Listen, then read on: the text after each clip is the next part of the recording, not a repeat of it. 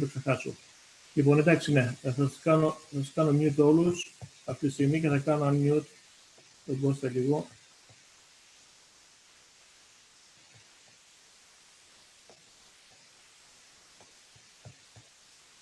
Οκ, Κώστας εδώ. Λοιπόν, βλέπω έχουμε το γενικό πρόξενο στη γραμμή. Μισό λεπτάκι λίγο.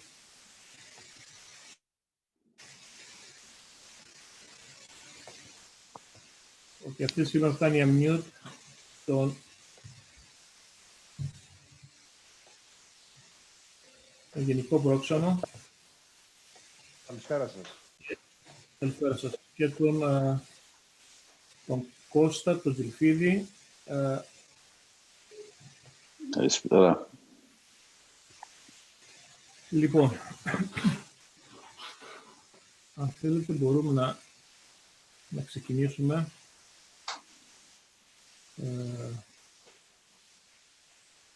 Θα μας κατευθύνεις εσύ. Ναι. Ναι. Λοιπόν, για να βάλουμε πρώτα τη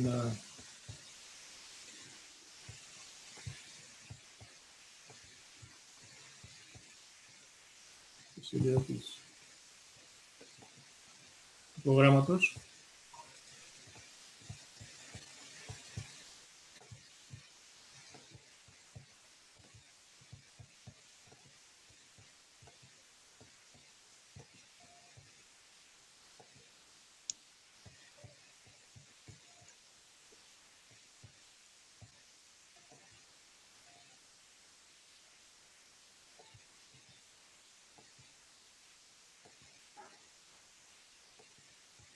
Λοιπόν, φαντάζομαι ακούτε όλοι και μπορούμε να αρχίσουμε.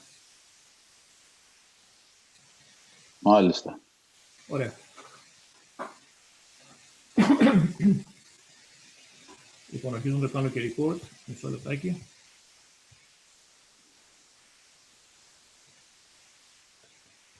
Επαναλαμβάνω, αυτή τη στιγμή τα δύο ανοιχτά μικρόφωνα είναι του Γενικού Προξένου, του Δ. Κωνσταντίνου Κούτρα και του Κώστα του Τσιφίλη. Αξιότιμη Γενική Πρόξενε, αγαπητέ Πρόεδρε, λόγω των συγκυριών του κοροναϊού, είμαστε προγραμμάτων αναγκασμένοι να κάνουμε τις εκδηλώσεις με κάποια ιδιαιτερότητα και έτσι αποφασίσαμε να κάνουμε την εκδήλωση αυτή για την 101η επέτειο της γενοκτονίας εναντίον των ποντίων των Ελλήνων του Πόντου μέσα από το διαδίκτυο. Εύχομαι, επειδή βασιζόμαστε στη τεχνολογία, εύχομαι να δουλέψει όσο δυνατόν καλύτερα. Λοιπόν, το πρόγραμμα που ό,τι βλέπετε θα μεταδίδεται ήδη από το Facebook, ηχογραφείται, μαγνητοσκοπείται για να είμαι πιο συγκεκριμένος και θα γίνεται και broadcasted μέσα από το YouTube σε συνεργασία με το Μακεδονία TV του Ηλία του Νοφιτίδη. Θα αρχίσουμε προσευχή και memorial service. Θα ακολουθήσουν εισαγωγικά σχόλια. Από μένα πρώτο εισαγωγικό σχόλιο, μετά συνεχίζει με την Αναστασία Σπυρίδου, η οποία είναι αντιπρόσωπος του Ερευνητικού Κέντρου Δικαστικών Σπουδών Μικράς Ασίας και Πόντου, μάλλον, στο Σικάγο, που εδρεύει στο Σικάγο, με τον κύριο Γεώργιο Μαυρόπουλο. Στη συνέχεια, ο πρόεδρος της Ομοσπονδίας, ο κ. Κώστας Τσιφίλης, θα κάνει την παρουσίασή του και θα υποδεχθεί τον... Χαράλαμπε, ναι. Είμαστε live. Ναι. Είμαστε live. Είμαστε live, ναι. Την εισαγωγή είχαμε συζητήσει ότι εγώ θα κάνω μόνο ένα άνοιγμα για 1,5 λεπτό. Εντάξει, ναι. Είμαστε live όσο θέλεις. Μετά έχουμε εδώ πέρα γιατί δεν ήξερα ότι θα συμμετέχει ο Γενικός Πρόξενος, έχουμε το μήνυμα του Υφυπουργού για θέματα από Δήμο Ελισμού, του Δ. Κωνσταντίνου Βλάση, αλλά βέβαια θα προσθέσουμε και τον Γενικό μας Πρόξενο, εννοείται, και μετά έχουμε τις 3 ομιλίες, οι 2 είναι μαγνητοσκοπημένες από τον Θεοφάνη Μαλκίδη και από τον Παναγιώτη και από τον Κυριάκο Χατζηδιακίδη, η δε μεσαία από τον Δ. Παναγιώτη Διαμάντη, από ό,τι μας είπε θα συνδεθεί ζωντανά. Και στο τέλος θα ακολουθήσουν ερωταπαντήσεις, ευχόμενοι όλα θα πάνε καλά. Λοιπόν,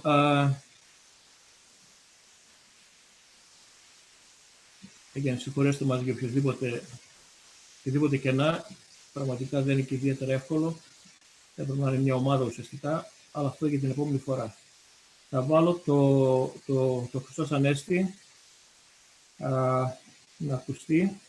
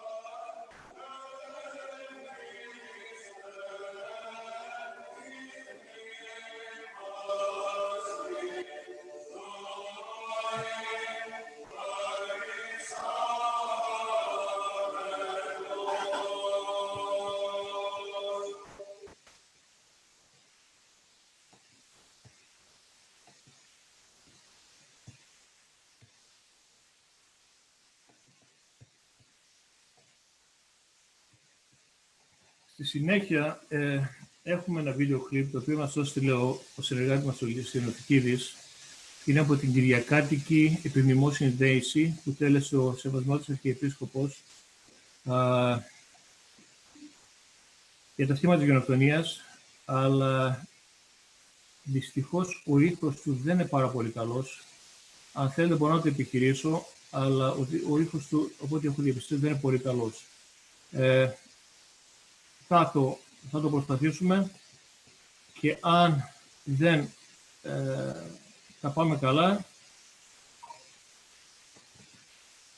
τότε πέστε μου να το...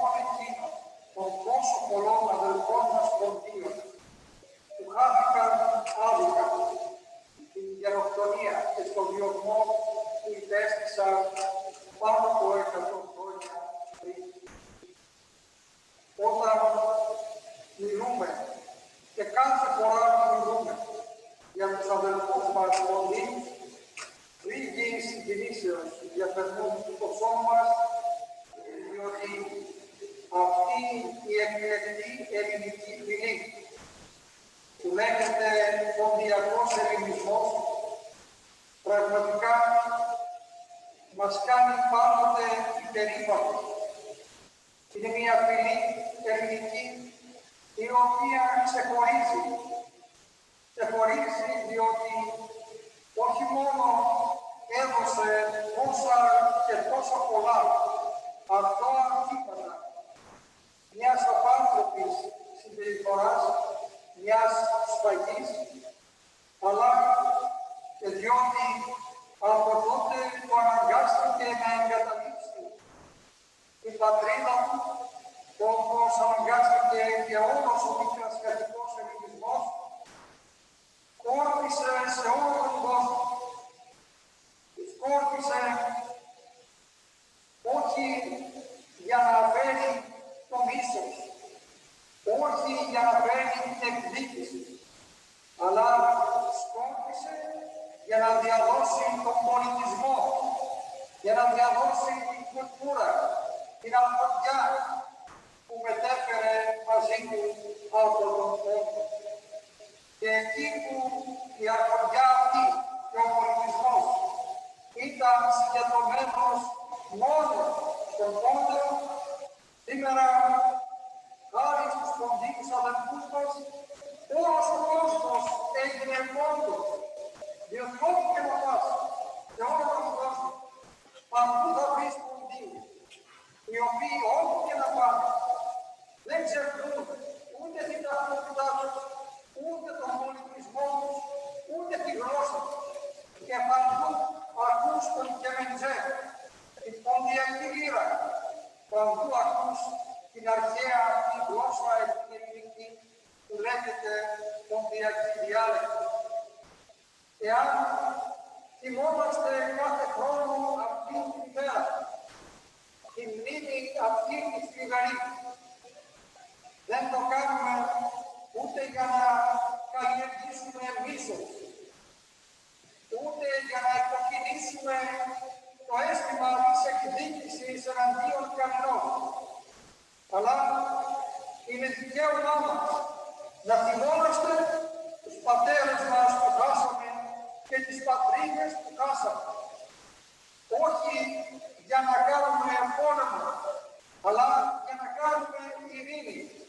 Διότι ο ελληνικός λαός και ο ελληνικός πολιτισμός δεν ανθίζουν σε καιρό πολέμου.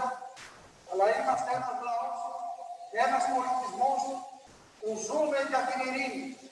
Προοδεύουμε στην ειρήνη. Αγαπούμε την ειρήνη.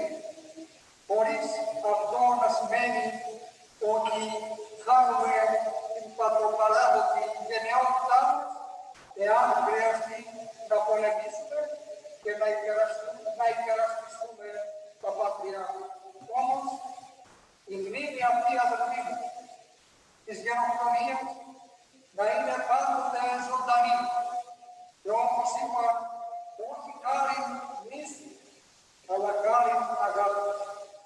Όχι χάρη εκδικήσεων, αλλά χάρη εξαγωγής μαθημάτων. Να πάρουμε μαθήματα από τα λάθη του παρελθόντος μας για να μην τα επαναλάβουμε ή και για να μην πέσουμε στις ίδιες παγίδες που πέσαμε και στο παρελθόν. Τα πάθη μας να γίνουν μαθήματα και διδάκτω το σημαίνει ότι ως χριστιανοί πρέπει από την καρδιά μας να βγάζουμε πάντοτε οποιαδήποτε ήθη μίσους και εκδίκησης, αλλά να γεμίζουμε πάντοτε με αισθήματα αγάπης. Η αγάπη χριστιανική όμως δεν σημαίνει και αφρένεια. Η αγάπη χριστιανική είναι πάντοτε συνδυασμένη με την φρόνημά μας, με την ευφυΐα. Γι' αυτό και εύφυες να είμαστε, και φρόνιμοι να είμαστε, και αγάπη να έχουμε και να προσέχουμε, κυρίως, αγαπητοί μου, όλοι οι αδελφοί, που είστε στην καρδιά της Εκκλησίας πάντοτε.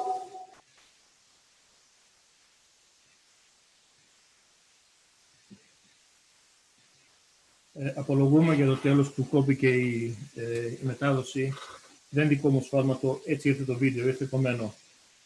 Μετά από αυτό πραγματικά το υψηλό μήνυμα του Σεβασμιωτάτου Αρχιεπισκόπου μας, που αποτελεί έναν ύμνο για τον ποντιακό ενισμό και ταυτόχρονα έναν ύμνο για την ειρήνη, για την αγάπη, για τη δικαίωση, για τη γενναιότητα, τα λόγια πραγματικά περισσεύουν.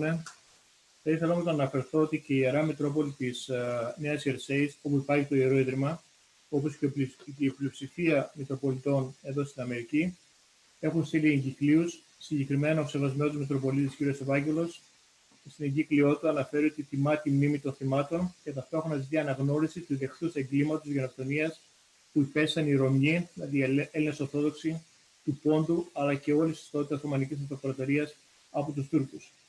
Όλα τα θύματα ήταν νεομάρτυρες, μια και θυσιάστηκαν για το Χριστό την πίστη στην Αγία. Αυτό δεν συμπεριλαμβάνεται στην εγκύκλιο, απλώς το αναφέρουμε ότι αν πραγματικά αυτά τα άτομα είχαν λαξοπιστήσει, τότε σίγουρα θα είχαν σωθεί και δεν θα είχαν υποστεί αυτό το έγκλημα της γενοκτονίας. Οπότε η αλήθεια είναι ήδη καταγεγραμμένη. Η δικαίωση αναζητείται, το δίκαιο θα λάμψει. Πρώτον, αποσκοπώντας σε τι, στη διεθνή αναγνώριση του ιδεχθούς εγκλήματος της γενοκτονίας που υπέσαν οι πρόγονοί μας από την Τουρκία. Δεύτερον, για δικαίωση όλων των θυμάτων μας, των Ρωμιών του Πόντου, της Ανατολικής Θράκης, της Ιωνίας και της Μικράς Ασίας γενικότερα. Και τρίτον, για τιμωρία των θητών που συνεχίζουν πολλές φορές, δυστυχώς γιατί είναι γείτονές μας και θα είναι γείτονές μας για πολλούς αιώνες, συνεχίζουν να αφαδιάζουν πολλές φορές, να υβρίζουν, να προκαλούν, να διδάσκουν παραβιάσεις, ακόμα και να εμπλέκονται σε πολέμους που αυτοί προκαλούν. Αλλά κυρίως ο σκοπός αυτής της εκδήλωσης είναι να προσευχηθούμε όλοι μαζί, ώστε πραγματικά να μην θρηνήσουμε γενοκτονίες σε καμιά γωνιά του πλανήτη, σε καμιά χρονική στιγμή και εναντίον κανενός έθνους, καμιάς εθνότητας, κανενός λαού και καμιάς ομάδος. Από εκεί πέρα, τα υπόλοιπα ούτως ή άλλως θα υπάρχει και στο τέλος ένα session ερωτήσεων-απαντήσεων, οπότε θα έχουμε την ευκαιρία να αναφερθούμε σε διεξοδικότερα συγκεκριμένο κομμάτι. Γι' αυτό θα ήθελα να συνεχίσουμε την Αναστασία Σπυρίδου, η οποία αντιπροσωπεύει το Ελληνικό Ερευνητικό Κέντρο για τη Μικρά Ασία για τον Πόντο και από ό,τι ξέρω θα έχει να μας μοιραστεί μαζί μας μία παρουσίαση PowerPoint, οπότε Αναστασία, σου μεταφέρω το δικαίωμα και πρέπει να σου κάνω και unmute βεβαίως. Σας παρακαλώ όλους τους υπολείπους, αν δεν υπάρχει λόγος, κρατήστε κλειστά τα μικρόφωνά σας για να μην υπάρχει κανένα πρόβλημα βόμβου και άλλων ενοχλητικών ύφων από το βάθος. Αναστασία, μ' ακούς? Σ' ακούω. Ωραία, πολύ ωραία. Okay, I have a quick message from the Research Center from the board. On behalf of the Asia Minor and Pondos Hellenic Center in Chicago, I wish to thank the Pamponian Federation of USA and Canada and Holy Institution Panagia Sumela for inviting us here to participate. I'm honored to join all of you this evening. The Asia Minor and Pondos Hellenic Research Center's mission, of course, is to educate the public regarding the destructive events of genocide during 1913 through 1923 that led to the annihilation of the Greek communities in Asia Minor, Pondos, and Eastern Thrace. As descendants of genocide victims, we honor institutions, scholars, educators, journalists, artists, documentarians, volunteers, and laymen who work to preserve and proclaim, sometimes at the risk of their own lives, the unconscionable genocide perpetuated against the Greeks of Asia Minor. In the name of all the victims of genocide, let us work to shine light on these injustices to see that this truly never happens again. Thank you. I am going to share a PowerPoint, and once the PowerPoint is over, Haralambos, it's going to go back to you so you can share the trailer. So just cue that up. I am going to share my screen now, so please be patient.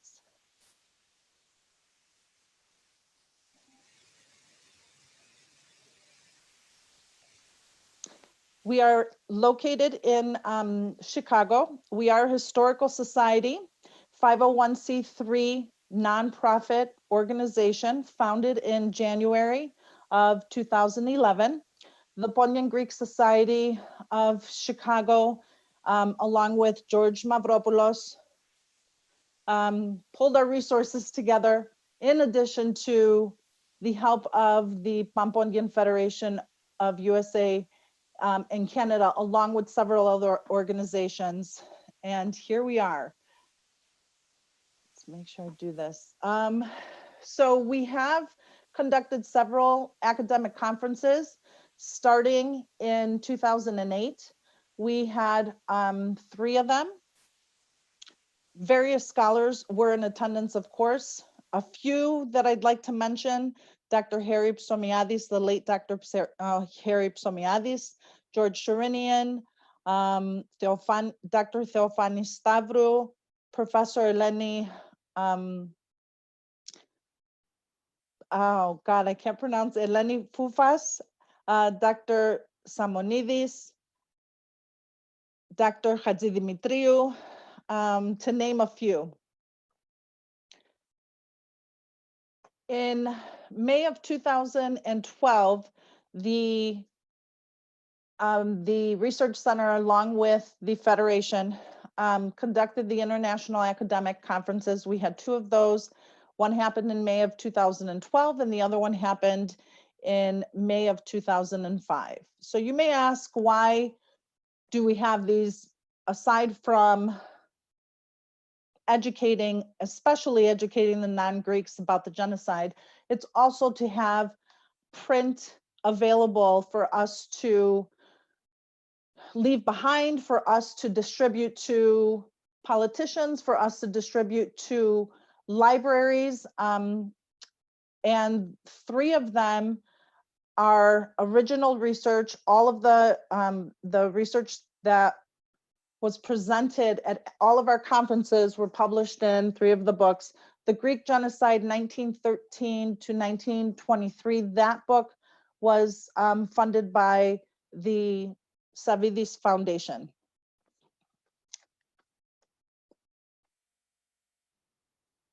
In addition to our academic workshops, we have developed teaching guides, and we participate in educational workshops. 2 partnerships that we have, that we've had for several years, actually. One is with the Illinois Holocaust Museum and Educational Center. And March of 2017, we had our first genocide, Greek genocide workshop, and it was solely on the Greek genocide. We've worked with the Holocaust Museum in the past in conjunction with the Armenian organizations that we are affiliated with, along with the Assyrian organizations. But this particular workshop, the Holocaust Museum, we were very honored, asked us to conduct, and it was solely on the Greek genocide. And the other organization that we work closely with, that we've partnered with and have conducted educational workshops there for the Greek school teachers, is the National Hellenic Museum, and that happened in October of 2017. In April of 2019, we were invited back to the Holocaust Museum, and we had this wonderful symposium. In addition to the symposium that was conducted, the Youth Association of USA and Canada, they put together these amazing pop-up museums, and you see 2 pictures on your screen, and these traveled across the US, various cities hosted these pop-up museums, and they displayed this at the museum. We had about 350 attendees at this symposium in April. And finally, the biggest accomplishment I feel for the Research Center is finalizing and producing Lethal Nationalism, Genocide of the Greeks, 1913 to 1923. This premiered in Chicago on December 9th, I believe, of just a few months ago, of 2019. Of course, because of the pandemic, we needed to stop all showings. So we have not been able to show this across the US, but that was definitely our plan. We are still, of course, finalizing and making many of the images much clearer. So of course, additional funding is always needed. And that's kind of how I wanted to conclude. You know that I did start off saying that the Asia Minor, that the Research Center is a 501c3 organization. So we work solely on donations. And with the help of all of the organizations in Chicago, the Pondian organizations, in addition to the Federation, we've been able to complete all of these wonderful projects, especially the documentary. And that's all I have. And Χαράλαμπο.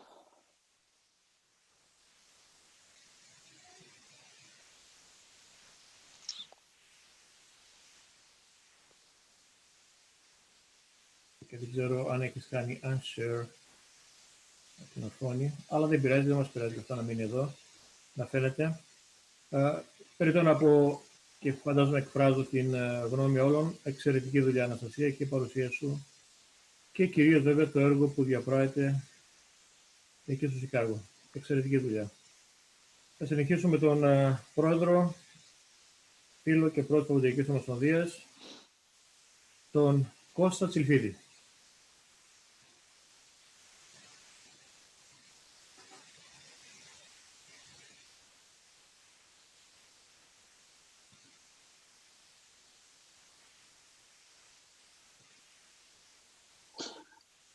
Καλησπέρα σας.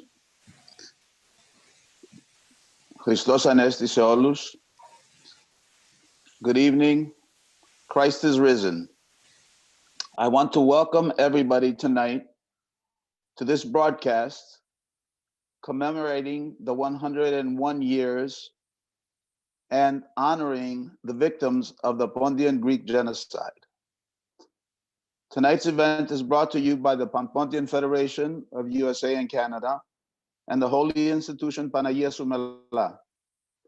I want to first off thank the entire team responsible for organizing this event, as well as all of tonight's speakers who will shed light on the events from 101 years ago.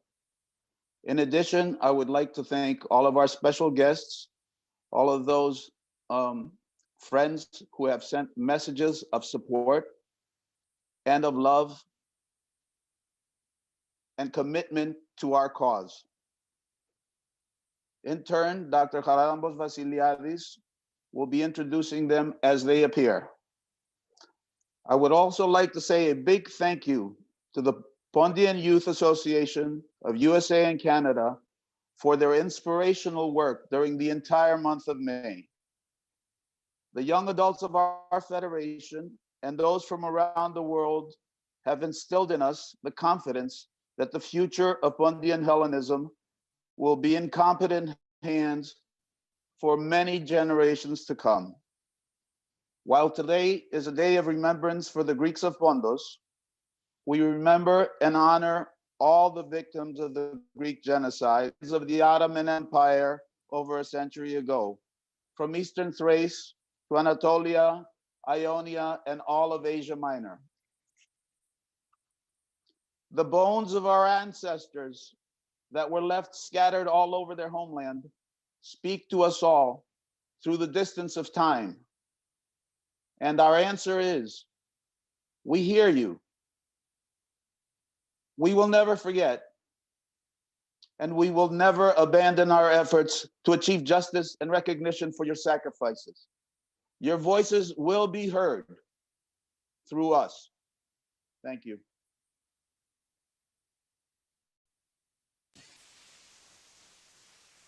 Ευχαριστούμε τον Κώστα Τσιλφίδη, πρόεδρο της Παπαδιακής Ομοσπονδίας Ηνωμένων Πολιτειών Αμερικής και Καναδά.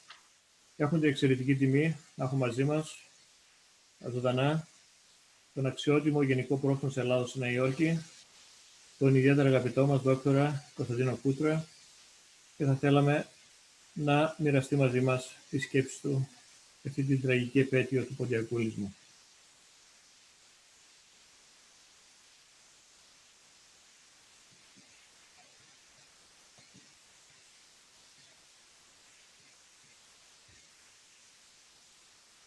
Κάνατε unmute, έτσι. Ναι, συγγνώμη, ναι, έκανα mute. Καλησπέρα σας. Καλησπέρα σε όλους. Το να σας συγχαρώ όλους σας, από τον αγαπημένο μου φίλο τον Κώστα, μέχρι την αγαπημένη συνάδελφο συμπατριώτης από το Σικάγο για την εξαιρετική δουλειά και εσάς που συντονίζετε όλο αυτό την υπέροχη προσπάθεια, είναι λίγο. Ο Υφυπουργός, ο κύριος Βλάσης, έστειλε ένα μήνυμα για την ημέρα σήμερα, το οποίο νομίζω θα προβληθεί στη συνέχεια. Κατά συνέπεια, εγώ παρέλκει να πω οτιδήποτε άλλο, εφόσον θα μιλήσει η πολιτική ηγεσία. Θα ήθελα μόνο να προτάξω στον αγώνα που δίνεται, στον αγώνα που δίνουμε, στον αγώνα που δίνει η Ελλάδα, τα λόγια του Πρωθυπουργού που είπε σήμερα, ότι θα τιμούμε την ημέρα μνήμης μέχρι την ημέρα δικαίωσης. Θα τιμούμε την ημέρα μνήμης μέχρι την ημέρα δικαίωσης. Ώσπου ο κόσμος να καταλάβει και να αναγνωρίσει την ποντιακή γενοκτονία και όλες τις γενοκτονίες που έχουν συμβεί, ιδιαιτέρως ό,τι αφορά βεβαίως την Ελλάδα και των Ελλήνων της Μικράς Ασίας, δεν πρέπει να το ξεχνούμε αυτό, και να μην ξανασυμβούν στην ανθρωπότητα τέτοια απάνθρωπα εγκλήματα. Θέλω να σας συγχαρώ όλους σας για την ψυχή του ποντιακού ελληνισμού σε όλο τον κόσμο. Θέλω να σας συγχαρώ για τις προσπάθειες που κάνετε να μεταλαμπαδεύσετε αυτή την ψυχή του Έλληνα ποντίου στις καρδιές των παιδιών μας. Θέλω να σας συγχαρώ για τα υπέροχα χορευτικά, για τις υπέροχες εκδηλώσεις και να θυμίσω ότι πέρσι είμαστε όλοι μαζί εδώ στο Γενικό Προξενείο της Ελλάδος, θυμάστε μετά το Bowling Green, που γιορτάσαμε για πρώτη φορά μέσα στο Γενικό Προξενείο την ημέρα αυτή μνήμης. Συγχαρητήρια και πάλι και να ξέρετε ότι θα είμαστε ως Γενικό Προξενείο πάντα δίπλα σας, οποτεδήποτε και για οτιδήποτε χρειαστεί. Θερμότατα συγχαρητήρια. Κύριε Γενικέ, πραγματικά σας ευχαριστούμε πολύ. Και όπως γνωρίζετε, αν και απόδημοι Έλληνες, έχουμε την πατρίδα Ελλάδα μέσα στην ψυχή μας και βλέποντας να αντιπροσωπεύετε εσείς την πατρίδα μας εδώ στη Νέα Υόρκη, το θεωρούμε ιδιαίτερη τιμή μας. Πραγματικά όλοι θεωρούμε ιδιαίτερη τιμή και είμαστε πραγματικά ευλογημένοι που έχουμε εσάς εδώ στη Νέα Υόρκη. Θα συνεχίσουμε όπως προείπατε με το βίντεο που μας έχει στείλει ο Υφυπουργός Αποδήμου Ελληνισμού της Ελληνικής Δημοκρατίας, ο Δόκτωρας Κωνσταντίνος Βλάσης. Αγαπητοί συμπατριώτες και συμπατριώτισσες, αγαπητοί ομογενείς, θα ήθελα να συγχαρώ. Για κάποιο λόγο βγαίνει η εικόνα ανάποδα. Γιατί άραγε? Αγαπητοί συμπατριώτες και συμπατριώτισσες, αγαπητοί ομογενείς, θα ήθελα να συγχαρώ την Παμποντιακή Ομοσπονδία ΗΠΑ Καναδά και το Ιερό Ίδρυμα Παναγιά Σουμελά για την διοργάνωση αυτής της διαδικτυακής εκδήλωσης με αφορμή την ημέρα μνήμης της γενοκτονίας των Ελλήνων του Πόντου. Σίγουρα θα θέλαμε όλοι να τιμήσουμε αυτή τη μέρα με διαφορετικό τρόπο, με τη φυσική μας παρουσία σε μια εκδήλωση αντάξια της περίστασης. Ωστόσο, η νέα πραγματικότητα που επέβαλε ο κορονοϊός μετέβαλε τα δεδομένα και συνεπώς οφείλουμε να προσαρμοστούμε σε αυτά.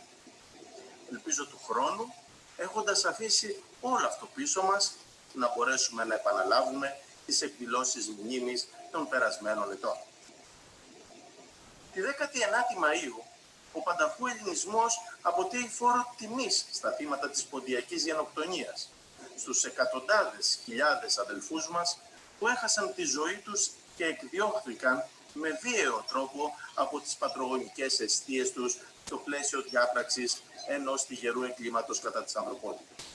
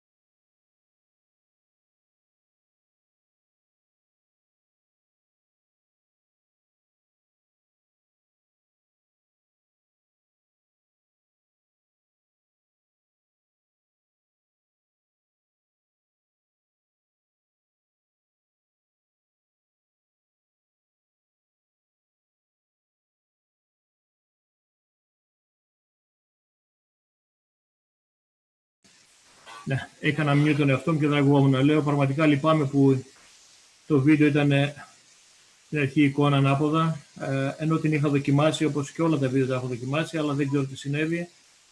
Βέβαια την έκανε τη διόρθωση, αλλά ήταν λίγο αργά. Το μαγνητοσκοπημένο σίγουρα θα διορθωθεί αυτό, αλλά το ζωντανό πάντα έχει και τέτοιου είδους δυστυχώς απρόβλεπτες αδυναμίες. Λυπάμαι, πραγματικά λυπάμαι. Ωστόσο, πρέπει να συνεχίσουμε. Περνάμε στους ομιλητές, κυρίους ομιλητές της σημερινής εκδήλωσης. Θα ξεκινήσουμε με τον δόκτορα Θεοφάνη Μαλκίδη, ο οποίος είναι διδάκτορ κοινωνικών επιστημών του Πανεπιστημίου Πανεπιστημίου και είναι μέλος του International Association of Genocide Scholars, του IAGS, που ουσιαστικά είναι δηλαδή η Διεθνής Ένωση Γενοκτονολόγων. Μας παραχώρησε τη συνέντευξη πριν 2 μέρες, οπότε δώσου μου ένα λεπτάκι και εύχομαι να μείνει και αυτή ανάποδη, αν και θα προσπαθήσω να την... Αγαπητέ Θεοφάνη, φίλε Θεοφάνη. Όντως και αυτή είναι ανάποδα, οπότε συγγνώμη να το στρέψω σωστά. Δεν ξέρω γιατί έγινε.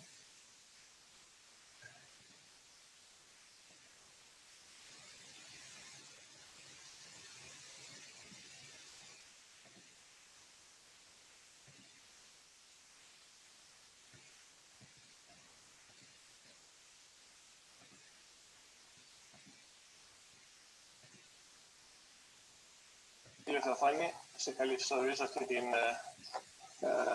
remote, όπως λέμε αμερικανιστή, ας το πω, συζήτηση για το θέμα της γενοκτονίας. Θα παρουσιαστεί αυτή η εκδήλωση, αυτή η συζήτηση την Τρίτη το βράδυ σε μια ειδική εκδήλωση που θα κάνουμε online στην Αμερική, λόγω των περιοριστικών μέτρων που ισχύουν. Όσοι δεν γνωρίζουν, κυρίως ο διδάκτορ μάλλον Θεοφάνης Μαλκίδης, είναι από τα άτομα που μας εκτιμώ ιδιαίτερα, αγωνιστής εξαιρετικός στα θέματα της γενοκτονίας, όχι μόνο του ποντιακού ελληνισμού, αλλά και του τραγικού ελληνισμού, γενικά του δημοκρατικού ελληνισμού, και βέβαια έχει κάνει και εξαιρετική δουλειά και με τα ζητήματα του βορειοπηρετικού της Μακεδονίας κτλ. Δεν θα επεκταθώ σε όλα αυτά, γιατί θα καλύψω πάρα πολύ χρόνο από τη συζήτηση. Οπότε απευθύνομαι αμέσως στον φίλο, τον δόκτορα Θεοφάνη Μαλκίδη, επικοινωνεί μαζί μας από την Ελλάδα. Τον ευχαριστώ που δέχτηκε να συμμετέχει και θέλω με μια εισαγωγή, αγαπητέ Θεοφάνη, να μας πεις ουσιαστικά τι τιμούμε φέτος, τι τιμούμε την 19η Μαΐου κάθε χρόνο. Να ευχαριστήσω πάρα πολύ προσωπικά εσένα, αγαπητέ Χαράλαμπε, για την πρόσκληση και φυσικά όλους και όλες τους φίλους και τις φίλες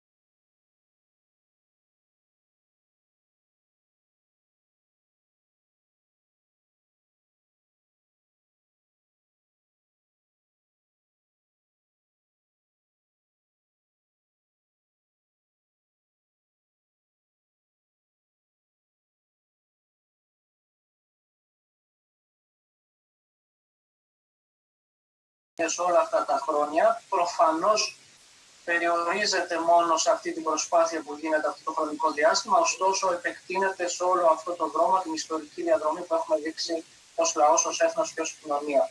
Εκτιμώ ότι 100+1 χρόνια μετά την 19η Μαΐου, την κορύφωση της γενοκτονίας στον Πόντο, ας μην ξεχνούμε ότι αυτό το οποίο ουσιαστικά ήταν το μέσο ενός ολοκαυτώματος, το οποίο σημειώθηκε εναντίον του ποντιακού ελληνισμού, δεν ήταν παρά ένα μέρος, ένα κομμάτι, μια πλευρά ολόκληρης γενοκτονίας, η οποία ξεκίνησε από τη Θράκη και ολοκληρώθηκε στην Ιωνία. Αναφερόμενος στη Θράκη, θα πρέπει οι συμπατριώτες και οι συμπατριώτες να γνωρίζουν ότι φέτος τιμούμε τα 100 χρόνια ελευθερίας της ιδιαίτερης πατρίδας μου, της Θράκης, της Αλεξανδρούπολης, γενικότερα όλο αυτό του κομματιού που παρέμεινε στον ελλαδικό χώρο, και μου δίνεται η ευκαιρία μέσα από αυτό το σημαντικό γεγονός, δηλαδή της ελευθερίας, να τονίσω ότι αυτά τα 600 χρόνια σκλαβιάς, οι 6 αιώνες καταπίεσης από τον ίδιο θήτη, έδειξαν ότι πρώτον δεν αλλάζει ο καταπιεστής, δεν αλλάζει ο αφέντης. Να μην ξεχνούμε, εκτιμώ εδώ όλη αυτή τη συμπαράσταση που μας έδειξαν οι συμπατριώτες και οι συμπατριώτες μας από όλο τον πλανήτη αυτούς τους μήνες που δεχτήκαμε αυτήν την απόπειρα εισβολής, αυτήν την απαράδεκτη και προκλητική στάση του πλευρά της Τουρκίας. Να επαναλάβω ότι η προσπάθεια που γίνεται, το πνεύμα αντίστασης που μας διακατέχει ως στρατιώτες και ως Έλληνας, όχι απλώς το αποδείξαμε στον Εύρο, αλλά θα το αποδείξουμε και το επόμενο χρονικό διάστημα, γιατί όπως γνωρίζεις και εσύ και όλοι μας, η στάση της Τουρκίας είναι να επανέλθει και μάλιστα με περισσότερες δυνάμεις, οι οποίες μεταμφιεσμένες σε πρόσφυγες και μετανάστες να αποπειραθούν να εισβάλλουν εκ νέου στην Ελλάδα. Είναι μια παρατήρηση που πρέπει να την κάνω, γιατί όπως ξέρεις και εσύ και όλοι μας δείξαμε ότι σε αυτό το χρονικό διάστημα της πίεσης αφενός με το ζήτημα του ιού και αφετέρου την Τουρκία, δείξαμε και αποδείξαμε ότι οι Έλληνες και Ελληνίδες μπορούμε να πετύχουμε πολλά. Ήταν εκπληκτικό αυτό που συνέβη τους τελευταίους μήνες, ειδικά στη Θράκη και στα σύνορα, είναι εκπληκτικό. Τώρα, με το θέμα της γενοκτονίας, εδώ και αρκετά χρόνια το έχουμε αναβαθμίσει το θέμα της αναγνώρισης γενοκτονίας και θέλω, Θεοφάνη, να μας πεις ουσιαστικά σε τι αποβλέπουμε. Δηλαδή, τώρα μιλάμε για διεθνοποίηση, για δικαίωση, για αναγνώριση, σε τι πραγματικά αποβλέπουμε. Καταρχήν να πούμε ότι υπάρχει ένα αδιαφυσβήτητο έγκλημα το οποίο αφορά πάνω από 1 εκατομμύριο Έλληνες και Ελληνίδες. Και λέω αυτόν τον αριθμό γιατί πολλές φορές ακούγεται ένα κομμάτι ή ένα μέρος όλης αυτής της σφαγής του μαζικού εγκλήματος εναντίον των Ελλήνων και των Ελληνίδων που σημειώθηκε ήδη από τις αρχές του 20ου αιώνα και κορυφώθηκε το 1922-23, αναφερόμενος ως 350.000 μόνο στο μέρος το οποίο σημαίνει στον πόντο. Έχει ιδιαίτερο ενδιαφέρον να πούμε ότι στις αρχές του 20ου αιώνα ο ελληνισμός ήταν περίπου 3 εκατομμύρια και είναι ένα νούμερο από το οποίο πρέπει να ξεκινήσουμε. Και στο 1927, όταν έγινε η απογραφή του πληθυσμού, του προσφυγικού πληθυσμού ιδιαιτέρως στην πατρίδα μας, έδειξε ότι επέζησαν τελικώς 1.300.000. Αν κάνουμε τις σχετικές πράξεις και αν αφαιρέσουμε από αυτόν τον αριθμό και τους συμπατριώτες μας οι οποίοι πήγαν στη Σοβιετική Ένωση και σε άλλες χώρες προκειμένου να διασωθούν ως πρόσφυγες, τουλάχιστον 1 εκατομμύριο Έλληνες και Ελληνίδες αφανίστηκαν μετά από ένα μεθοδευμένο συστηματικό σχέδιο, το οποίο οργανωμένο από τους νεότροπους και τους κεμαλικούς ουσιαστικά προσπάθησε να εξαφανίσει τον ελληνισμό. Αυτό που πρέπει να κρατήσουμε ως πρώτο ζήτημα, και σοβαρό κατά τη γνώμη μου, είναι ότι αυτή η προσπάθεια η οποία ο Χίτλερ την ονόμασε ποιος θυμάται τους Αρμένιους, εγώ θα πρόσθετα ποιος θυμάται τους Έλληνες, προκειμένου να οργανώσει, να σχεδιάσει και να ολοκληρώσει το ολοκαύτωμα. Ως δεύτερο ζήτημα, αυτό το οποίο ο Λέμκιν στο τέλος του Δεύτερου Παγκοσμίου Πολέμου ονόμασε γενοκτονία, αναφερόμενος στις σφαγές που έγιναν εναντίον των Αρμενίων και των Ελλήνων, αφορά ένα καθαρά ιστορικό, πολιτικό, διπλωματικό, νομικό και ηθικό ζήτημα, το οποίο δεν έχει παραγραφεί. Το οποίο όσα χρόνια και να περάσουν, όσοι αιώνες και αν μεσολαβήσουν, όσο άρνηση και αν υπάρξει από την πλευρά της Τουρκίας και δυστυχώς αδιαφορία και ολιγορία από την πλευρά της Ελλάδας, δεν επέχει παραγραφής. Το ετούμενο, πολύ σωστή η παρατήρησή σου και με βρίσκει απολύτως σύμφωνο, γνωρίζω πάρα πολύ καλά ότι μαζί με σένα εκεί στις ΗΠΑ βρίσκονται δεκάδες και εκατοντάδες άνθρωποι, Έλληνες και Ελληνίδες, καθώς και φιλέλληνες, οι οποίοι βρίσκονται μαζί μας σε αυτόν τον αγώνα. Είναι ουσιαστικά μια κοινή πορεία διαδρομής. Αφορά αφενός πρώτον την Τουρκία, δηλαδή να αποδεχτεί το έγκλημά της, να μην συνεχίζει την άρνηση και την προπαγάνδα η οποία αγγίζει τα όρια ναζιστικού καθεστώτος και Υπουργείου Προπαγάνδας επί Γκέμπελς. Θυμίζω ότι αυτή η προσπάθεια που κάνανε οι Αρμένοι με τη συμπαράσταση του ελληνισμού της ΗΠΑ με τις δύο καθοριστικές αναγνωρίσεις τόσο από τη Γερουσία όσο και από τη Βουλή, παρότι υπήρχε σχετική αναφορά ότι μαζί με τη γενοκτονία των Αρμενίων υπήρξε και η γενοκτονία εναντίον των Ελλήνων, δυστυχώς αυτή η παραδοχή σε τόσο υψηλό επίπεδο, σε επίπεδο διεθνών σχέσεων πολιτικής και διπλωματίας, δεν έγινε αποδεκτή ή αν θέλεις δεν χρησιμοποιήθηκε όπως θα έπρεπε τόσο στον ελλαδικό χώρο όσο και γενικότερα τους ανθρώπους που βρίσκονται στη διασπορά. Είναι ένα βασικό ερώτημα το οποίο μαζί με την αποδοχή του εγκλήματος, το δικαίωμα στην επανόρθωση, αποζημίωση και αποκατάσταση αφορά πέρα την ηθική του διάσταση και ένα πολιτικό ζήτημα το οποίο για μένα προσωπικώς αλλά και για πάρα πολλούς ανθρώπους σε όλο τον κόσμο είναι ικανή και αναγκαία προϋπόθεση, είναι αξίωμα για μένα, προκειμένου οι λαοί να βαδίσουν μπροστά. Κανένας λαός, κανένας άνθρωπος, κανένας φίλος δεν αποδέχεται το ψέμα ως προϋπόθεση και ως βάση για τη φιλία και τη συνεργασία. Συνεπώς, απαιτούμε από την Τουρκία να αναγνωρίσει το έγκλημα και να προβεί σε εκείνες τις ενέργειες οι οποίες απαιτούνται προκειμένου να αποκατασταθεί και να επανορθωθεί η πρώτερη κατάσταση. Συνεπώς, ό,τι προβλέπεται από την νομική επιστήμη, από το δίκαιο, την διπλωματία και κυρίως την ηθική. Ωστόσο, υπάρχει και ένα καθοριστικό ζήτημα το οποίο αφορά την Ελλάδα, το οποίο φαντάζομαι είναι, αν θέλετε, πολλές φορές το βλέπω μπροστά μου, ίσως και το πιο σημαντικό σε σχέση με την Τουρκία για να γίνει αποδεκτό παγκοσμίως αυτό το μαζικό έγκλημα και για να αναγνωριστεί. Πολύ ενδιαφέροντα αυτά. Νομίζω, αγαπητέ Θεοφάνη, ως ειδήμονας και σε αυτό το θέμα και είσαι και μέλος, από ό,τι γνωρίζω, του International Association of Genocide Scholars. Νομίζω ότι σε επιστημονικό, πολιτικό επίπεδο, τέλος πάντων, έχουμε κάνει την απαραίτητη προεργασία. Μιλώ ιστορικά, μιλώ νομικά, μιλώ πολιτικά, διπλωματικά. Δηλαδή, είμαστε έτοιμοι, έχουμε το υλικό, ώστε αν βγούμε σε ένα διεθνές φόρουμ να υποστηρίξουμε τις απόψεις μας αυτές. Είναι μια πάρα πολύ ενδιαφέρουσα σκέψη, η οποία με απασχολεί. Φαντάζομαι απασχολεί και πάρα πολλούς ανθρώπους εκεί στις ΗΠΑ, οι οποίοι με τον δικό τους τρόπο, τα δικά τους μέσα, εφόδια και όπλα, προσπαθούν να τεκμηριώσουν ένα αδιαφυσβήτητο έγκλημα. Ξεκινώ από την παραδοχή ότι σε επίπεδο πολιτικό πρέπει να υπάρξει αυτό το οποίο γνωρίζουμε από άλλες χώρες. Αναφέρομαι εντάχει στην Αρμενία, η οποία έδειξε τόσο σε επίπεδο ακαδημαϊκό όσο και σε επίπεδο πολιτικό και διπλωματικό ότι μπορεί να στηρίξει την τεκμηρίωση του εγκλήματος. Από τη δική μας την πλευρά, πλην εξαιρέσεων, και το τονίζω αυτό, πλην εξαιρέσεων, δυστυχώς δεν υπάρχει μια ολοκληρωμένη πολιτική σκέψη, μια ολοκληρωμένη πολιτική ομάδα, ένα κράτος σε επίπεδο θεσμών, αρμοδίων, παραγόντων, διπλωματών και άλλων, οι οποίοι θα μπορούσαν να βάλουν αυτό το ζήτημα στη διμερή και στη διεθνή ατζέντα. Να αναφέρω μόνο το παράδειγμα ότι οι αναγνωρίσεις που έχουμε από την Αρμενία μέχρι τη Σουηδία και από την Κύπρο μέχρι τα Ομοσπονδιακά Κοινοβούλια της Αυστραλίας, από τους Δήμους και τις Πολιτείες των ΗΠΑ της Αμερικής και του Καναδά, δεν υπήρξε ούτε μία, και το γνωρίζεις και εσύ ο ίδιος και πάρα πολλοί που μας παρακολουθούν, δεν υπήρξε ούτε μία παρέμβαση θετική από την πλευρά της Ελλάδας. Πραγματικά είναι εντυπωσιακό το γεγονός ότι έχεις ένα κράτος το οποίο πολλές φορές όταν δεν είναι αδιάφορο είναι και εχθρικό απέναντι σε αυτά τα ζητήματα. Ένα επιπλέον θέμα το οποίο έχει προκύψει και νομίζω ότι είναι χαρακτηριστικό, όσοι μας παρακολουθούν μπορούν να καταφύγουν ακόμη και τώρα στην ιστοσελίδα του Υπουργείου Εξωτερικών της Ελλάδας, το οποίο δυστυχώς δεν έχει ούτε μία λέξη στο θέμα της εξωτερικής πολιτικής σε ό,τι αφορά το ζήτημα της γενοκτονίας.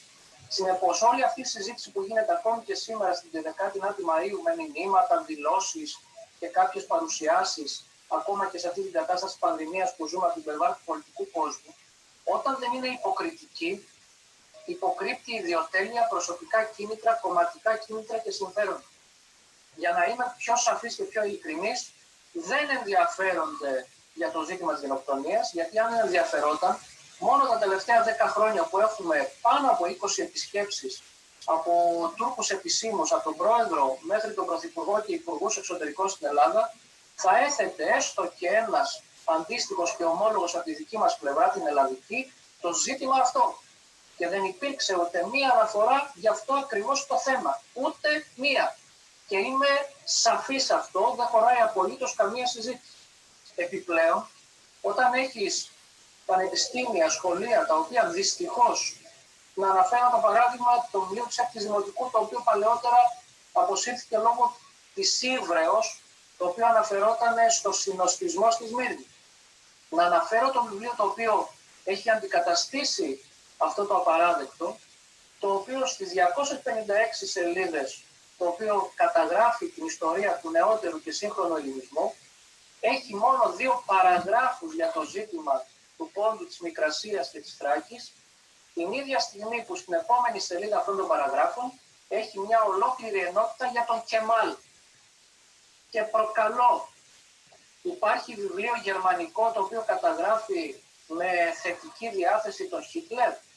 Υπάρχει βιβλίο αρμενικό το οποίο καταγράφει με θετική διάθεση τους νεότροπους και τον Κεμάλ, ο οποίος κατά δήλωσή του Χίτλερ ήταν ο δάσκαλός του στο ολοκαύτωμα. Κλείνω με ένα βασικό συμπέρασμα. Υπάρχει μια παραδοχή η οποία αφορά την Τουρκία, η οποία με την πολιτική της φαίνεται, αποδεικνύεται ότι όταν δεν χρησιμοποιεί την προπαγάνδα και την άρνηση, χρησιμοποιεί μηχανισμούς για να καταστήλει το διεθνές κίνημα, το οποίο από ακτιβιστές, ερευνητές και πολιτικούς βάζει το ζήτημα των γενοκτονιών, τόσο των Ελλήνων όσο και των Αρμενίων. Δευτερευόντως όμως, θα πρέπει η Ελλάδα, αν θέλει να κινείται σε μια σφαίρα υψηλής πολιτικής, διεθνών σχέσεων και διπλωματίας, κυρίως όμως ηθικής, να κατανοήσει ότι αυτό το ζήτημα, πέρα από τη δική μας δράση, πέρα από τη δική μας παρέμβαση ως Έλληνες, ως επιστήμονες, ως ερευνητές, οφείλει να στηρίξει ανιδιοτελώς, χωρίς κίνητρα και συμφέροντα τα οποία υποκρύπτουν την λεγόμενη προσέγγιση με την Τουρκία, το ζήτημα αναγνώρισης της γενοκτονίας. Τότε θα είμαστε οι πρώτοι οι οποίοι θα αναγνωρίσουμε ότι υπάρχει ένα κράτος το οποίο συμπλέει με το έθνος. Γιατί μέχρι τώρα δυστυχώς βλέπουμε ένα κράτος το οποίο είναι εχθρικό με το ελληνικό έθνος. Ευχαριστούμε τις δηλώσεις σου, ξεκάθαρες βέβαια, απόλυτα ξεκάθαρες, και πραγματικά είναι να προβληματιστούμε όλοι, γιατί όταν υπάρχει αυτή η διάσταση μεταξύ της αιρετής πολιτείας μας, των αιρετών μας ταγών και του κοινού αισθήματος του έθνους, τότε κάτι περίεργο συμβαίνει και κάτι περίεργο μπορεί να εξελιχθεί από αυτό. Δεν θέλω να συνομολογήσω, αλλά συνωμοσίες δεν είναι το χόμπι μου, αλλά δεν μου αρέσει αυτή η διάσταση που υπάρχει σε διεθνές επίπεδο μάλιστα μεταξύ λαού και πολιτείας, και ειδικά στην Ελλάδα, σε ένα μικρό κράτος που περιβάλλει από τόσους κινδύνους, να υπάρχει αυτή η διάσταση απόψεων και η άλλη γραμμή ουσιαστικά. Συνεχίζοντας αυτή την κουβέντα, μια και εκπροσωπώ και ένα ιερό ίδρυμα, θα ήθελα να ακούσω τη γνώμη σου για το εξής. Από ό,τι γνωρίζουμε, όλα τα θύματα του ελληνισμού στην Ιωνία, στη Θράκη, γενικότερα στη Μικρά Ασία και στον Πόντο, ουσιαστικά θυσιάστηκαν γιατί δεν θέλησαν να αλλοξοπιστήσουν. Αν είχαν αλλοξοπιστήσει, είτε εικονικά, είτε με βάση την πεποίθησή τους, θα είχαν σωθεί. Επομένως, αυτά τα 1 εκατομμύριο θύματα, τα οποία, αν τα κάνουμε έναν απλό αναλογισμό, ουσιαστικά μιλάμε για 300 θύματα την ημέρα για ένα διάστημα 10 χρόνων. Δηλαδή, αυτά τα νούμερα είναι εξωφρενικά, είναι τραγικά για να τα κατανοήσουμε. Αυτά όλα τα άτομα, θα το πω έτσι, ότι θυσιάστηκαν για του Χριστού την πίστη την Αγία. Οπότε, κατά τη δική μου την απλοϊκή, την λαϊκή σκέψη, είναι νεομάρτυρες. Λοιπόν, δεν θα έπρεπε η Εκκλησία, κατά τη γνώμη τη δική σου, είτε να πάω στο πιο σωστό κατά τη γνώμη μας, αγιοκατατάξει στην εξάρτηση της Ορθοδοξίας μας, ή τέλος πάντων να καθιερώσει επισήμως μνημόσυνα μνήμες για να τιμώνται αυτά τα θύματα σε αιτήσια βάση. Είναι ένα σχόλιο, είναι μια σκέψη η οποία με απασχολεί πάρα πολλά χρόνια και σε ευχαριστώ που μου δίνεις την ευκαιρία να αναδείξουμε πολύ σύντομα και αυτή την παράμετρο της γενοκτονίας. Για όσους δεν γνωρίζουν, έθεσες και ένα αριθμητικό δεδομένο το οποίο σοκάρει πραγματικά, το οποίο αν το ακολουθήσει κάποιος μπορεί να βρει ότι ενδεχομένως να είναι και πολύ περισσότερα τα θύματα καθημερινώς. Αυτό λοιπόν το σοκαριστικό νούμερο θα πρέπει να προσθεθεί στο συγκλονιστικό, σοκαριστικό γεγονός ότι αυτά τα 300-400 καθημερινώς και στο διάστημα αυτής της γενοκτονίας πάνω από 1 εκατομμύριο δεν θυσιάστηκαν, δεν δολοφονήθηκαν, δεν σκοτώθηκαν με τρόπους οι οποίοι θα σεβόταν την ανθρώπινη ζωή. Αν και όπως ξέρεις πάρα πολύ καλά η δολοφονία ουσιαστικά δείχνει μη σεβασμό στην ανθρώπινη ζωή. Ωστόσο θα πρέπει να ξέρεις ότι η συντριπτική πλειοψηφία, αν όχι όλοι, δολοφονήθηκαν μετά από απάνθρωπα βασανιστήρια. Ο George Horton καταγράφει πάρα πολύ ωραία στο βιβλίο του, λέγοντας ότι αυτό το οποίο είδε στη Σμύρνη αλλά και σε άλλες πόλεις, οικομοπόλεις και χωριά που ζούσε ο ελληνισμός στην Ιωνία, στη Θράκη, στο Πόντο, στην Καπαδοκία, τον έκανε να ντρέπεται που ανήκε στο ανθρώπινο γένος. Όταν λοιπόν ένας τόσο σοβαρός, όταν ένας τόσο συνεπής, αξιοπρεπής και ανιδιοτελής διπλωμάτης καταγράφει με αυτή την πρόταση το τι συνέβη εκεί, καταλαβαίνεις πάρα πολύ καλά ότι να αναφερθούμε στους βιασμούς, στις εξορίες, στις σφαγές, στους εξανδραποδισμούς, στις ομαδικές πράξεις βιασμού εναντίον γυναικών, στις αρπαγές ανηλίκων παιδιών και βρεφών, στις δολοφονίες εγγύων γυναικών. Σου αναφέρω ορισμένα παραδείγματα μόνο, γιατί θα πρέπει να ξέρουν όσοι μας βλέπουν και όσοι μας παρακολουθούν, όσοι μας ακούν, ότι η γενοκτονία δεν είναι λογοτεχνία. Δεν είναι political correct για να συντονίσουμε και να περιορίσουμε τη σκέψη μας, αλλά είναι πραγματικά γεγονότα τα οποία πολλές φορές σοκάρουν και συγκλονίζουν την ανθρώπινη ύπαρξή μας. Συνεπώς, επειδή μετά από πρόσκληση του Προέδρου της Δημοκρατίας της Αρμενίας βρέθηκα ως επίσημος προσκεκλημένος ανάμεσα σε δεκάδες εκπροσώπους χωρών, αλλά και δεκάδες ηγέτες χωρών, δυστυχώς τα 100 χρόνια πέρσι εδώ στην Ελλάδα δεν υπήρξε ούτε ένας ξένος επίσημος εκπρόσωπος ο οποίος θα τιμούσε τα θύματα γενοκτονίας, όπως αντιστοίχως δεν υπήρξε κανείς όλα αυτά τα χρόνια ξένος επίσημος ο οποίος με την παρουσία του θα τιμούσε το ζήτημα της γενοκτονίας. Άλλωστε πρέπει να το πω με έμφαση ότι δυστυχώς στην Ελλάδα δεν υπάρχει εθνικό μνημείο της γενοκτονίας. Μετά από 100 και τόσα χρόνια έχουμε μετρήσει αμέτρητα θύματα και δυστυχώς δεν υπάρχει ένα εθνικό μνημείο όπου οι Έλληνες και οι Ελληνίδες, όπως οι Αρμένοι και οι Αρμένιες, που πηγαίνουν κάθε χρόνο την 24η Απριλίου και προσκυνούν στο Εθνικό Μνημείο της Γενοκτονίας και τιμούν τη μνήμη των θυμάτων, εδώ θα μπορούσε να γίνει κάτι αντίστοιχο, δυστυχώς δεν υπάρχει. Όταν το 2015 βρέθηκα για τα 100 χρόνια τη γενοκτονία στο Γερεβάν και φύτεψα ένα δέντρο στη μνήμη των θυμάτων, βρέθηκα την ίδια στιγμή σε αυτήν την σπουδαία πράξη, τόσο από πλευράς πίστεως όσο και από πλευράς ανθρώπινης ηθικής, στην αγιοκατάταξη του 1,5 εκατομμυρίου Αρμενίων θυμάτων, παιδιών, βρεφών, ηλικιωμένων, γερόντων, γονέων, των ανθρώπων που δολοφονήθηκαν κατά τη διάρκεια της γενοκτονίας. Στηρίζω, και μάλιστα στηρίζω γιατί τόσο από την πλευρά της πίστεως όσο και από την πλευρά της πατρίδας ο ελληνισμός είναι ταυτισμένος με αυτούς τους δύο πυλώνες, με αυτούς τους δύο άξονες, με αυτές τις δύο βάσεις της οικοδομής του.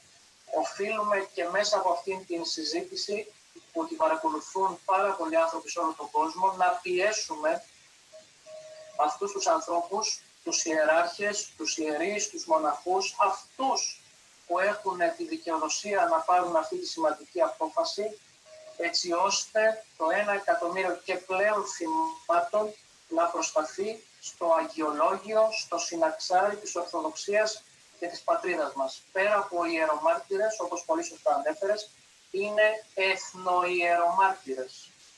Είναι οι άνθρωποι οι οποίοι δολοφονήθηκαν και σφαγιάστηκαν γιατί ήταν χριστιανοί, αλλά και γιατί ήταν Έλληνες.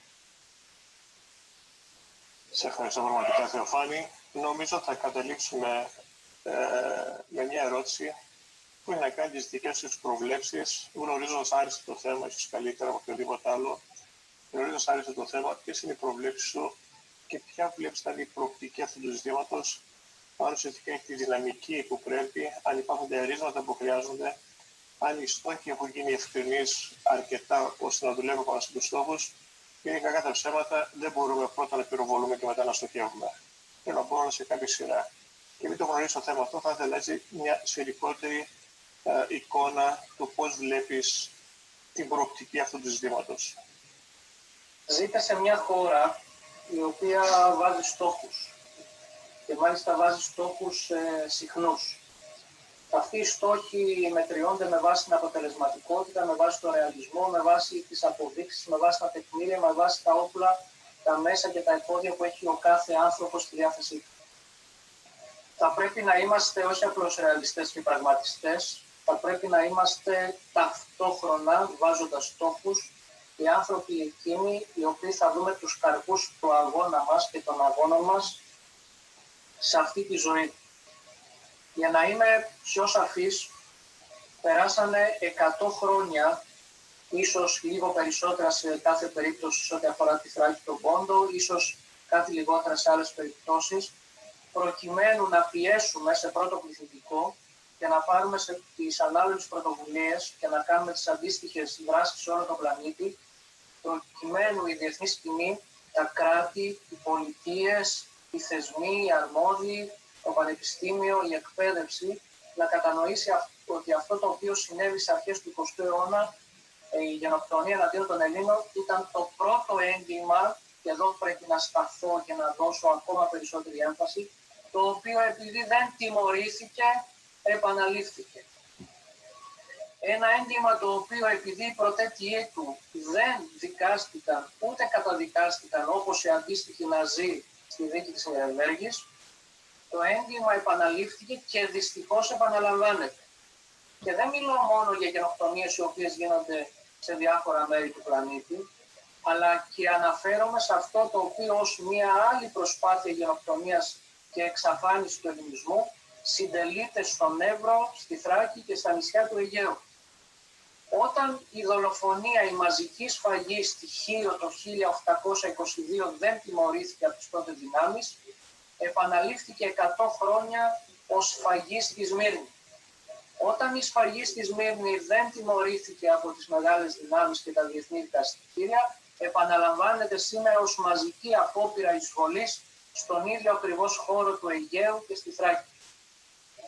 Για να δώσω μία πρόταση αισιοδοξίας και ένα τεκμήριο ελπίδα στον ελληνισμό που μας ακολουθεί και κυρίως σε αυτούς τους ανθρώπους οι οποίοι έχουν βάλει ως καθήκον χρέος και υποχρέωση και ηθική διάσταση της ύπαρξής τους στην αναγνώριση γενοκτονίας, ότι αυτή η προσπάθεια είναι ένας μαραθώνιος, γι' αυτό και χρειάζεται μεγάλες δυνάμεις, αστήρευτες δυνάμεις, ελπίδα και κυρίως κατανόηση ότι παρά τα εμπόδια και τις δυσκολίες, στο τέλος με επιμονή, τεκμηρίωση, αποδείξεις, δράσεις, πρωτοβουλίες, αγώνα, αντίσταση και θυσία, στο τέλος θα νικήσει η αλήθεια. Πολύ ορθά έχουμε πει εδώ και πάρα πολλά χρόνια ότι παρά την άρνηση της γενοκτονίας από την Τουρκία, η προπαγάνδα της, τα χρήματα τα οποία δαπανά και εσείς εκεί στις ΗΠΑ το γνωρίζετε πολύ καλά, παρόλη την αδιαφορία, την ολιγορία και ενδεχομένως την εχθρότητα της Ελλάδας, υπάρχουν άνθρωποι αποφασισμένοι, ανιδιοτελείς, χωρίς προσωπικά κίνητρα και συμφέροντα, προκειμένου να φέρουν εις πέρας το ηθικό χρέος που έχουν απέναντι στη μνήμη των προγόνων μας, απέναντι στη μνήμη αυτών των ανθρώπων που δολοφονήθηκαν στον Πόντο, στην Ιωνία, στη Θράκη, στην Καπαδοκία. Να είναι βέβαιοι όσοι μας παρακολουθούν, όσες μας παρακολουθούν, όσοι έχουν αυτή την ηθική διάσταση που βάζουν στην ανθρώπινη ύπαρξή τους, ότι στο τέλος αυτής της ιστορικής διαδρομής θα νικήσει η μνήμη, η αλήθεια, η ιστορία και η δικαιοσύνη. Πιστεύω ότι καλύψαμε ένα αρκετά ευρύ σπέκτρουμ της συζήτησης. Οι απαντήσεις όλες ήταν μάθημα και ταυτόχρονα έμπνευση και δύναμη για συνέχεια. Αν ήθελες κάτι να προσθέσεις σαν τελικό σχόλιο, έχεις τον χρόνο, σε παρακαλώ. Να σας ευχαριστήσω πάρα πολύ, ιδιαίτερα εσένα αγαπητέ Χαράλαμπε, και θα μιλήσω και προσωπικώς, γιατί όπως ξέρεις οι άνθρωποι πέρα από το συλλογικό έχουν και πολλά προσωπικά.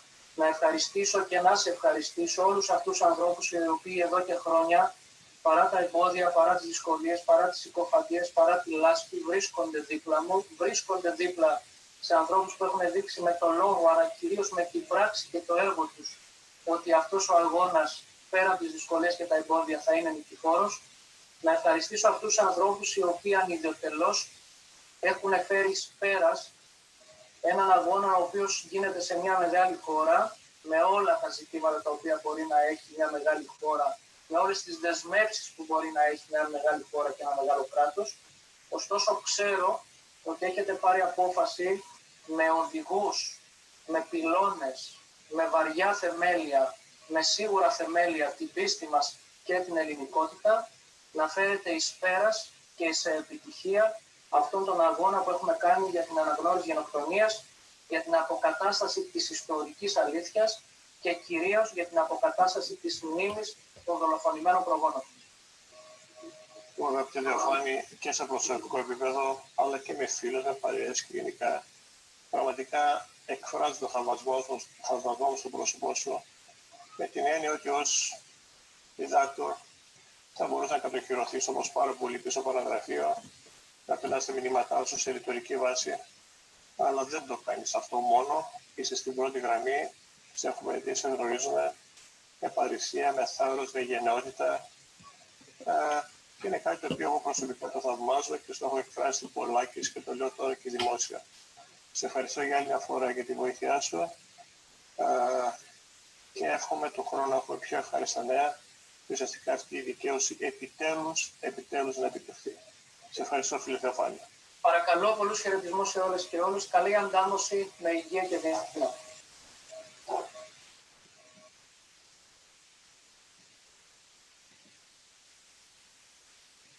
Συνεχίζουμε την παρουσίαση. Ο επόμενος ομιλητής θα είναι ο διδάκτορ Παναγιώτης Διαμάντης, ο Πίτερ Διαμάντης, από την Αυστραλία, ο οποίος είναι ζωντανά μαζί μας. Είναι associated με το Australian Institute for Holocaust and Genocide Studies, δηλαδή με το Κέντρο Ολοκαυτωμάτων και Γενοκτονιών του Ινστιτούτου της Αυστραλίας. Αγαπητέ Παναγιώτη, κύριε, χαιρόμαστε που είστε μαζί μας και περιμένουμε να σε ακούσουμε.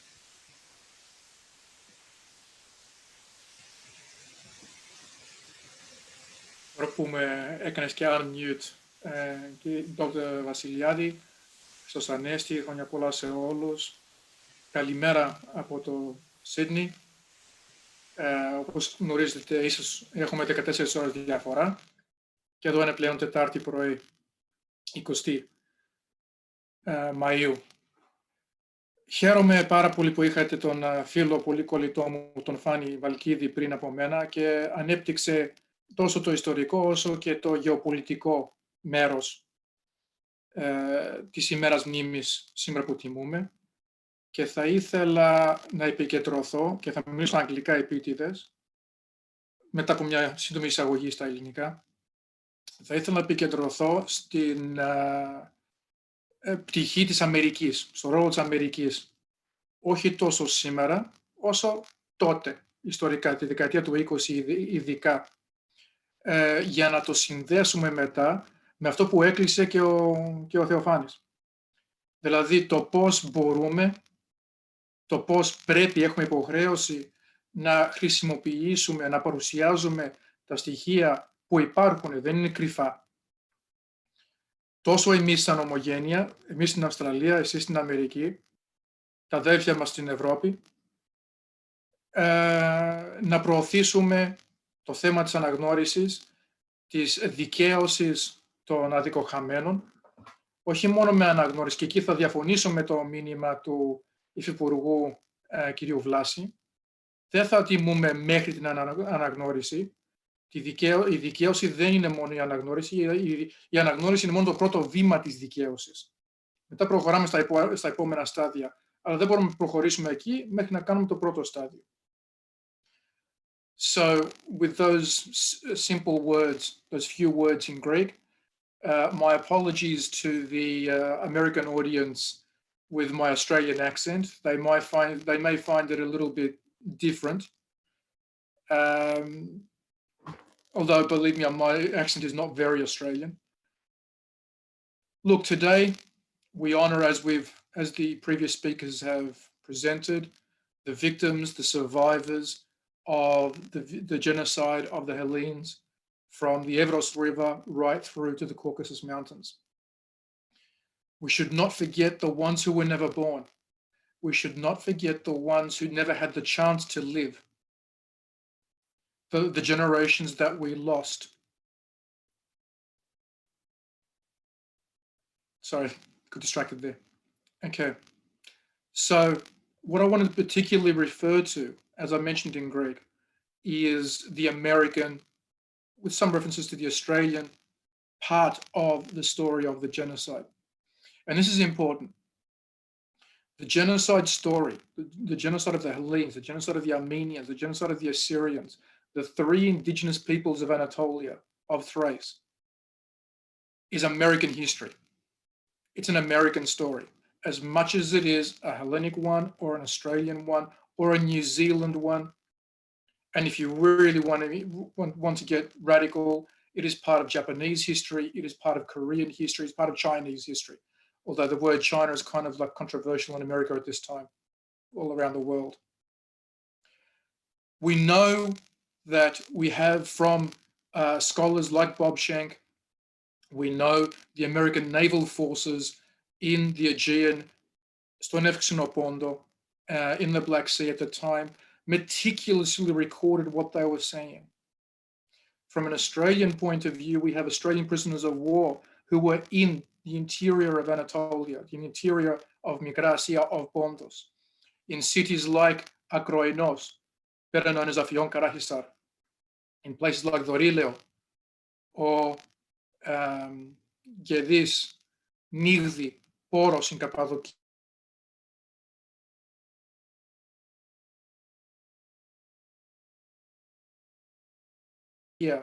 Kastamon, all these places, these were prisoner of war centers. French, Russians were all held at the time of the genocide. They saw the deportation marches. They saw the deportation columns. And these are historical evidence that we are using here in Australia to convince, to demonstrate to the Australian public, to the Australian decision makers, that this is as much an Australian story as it is a Greek one, or an Armenian one, or an Assyrian one.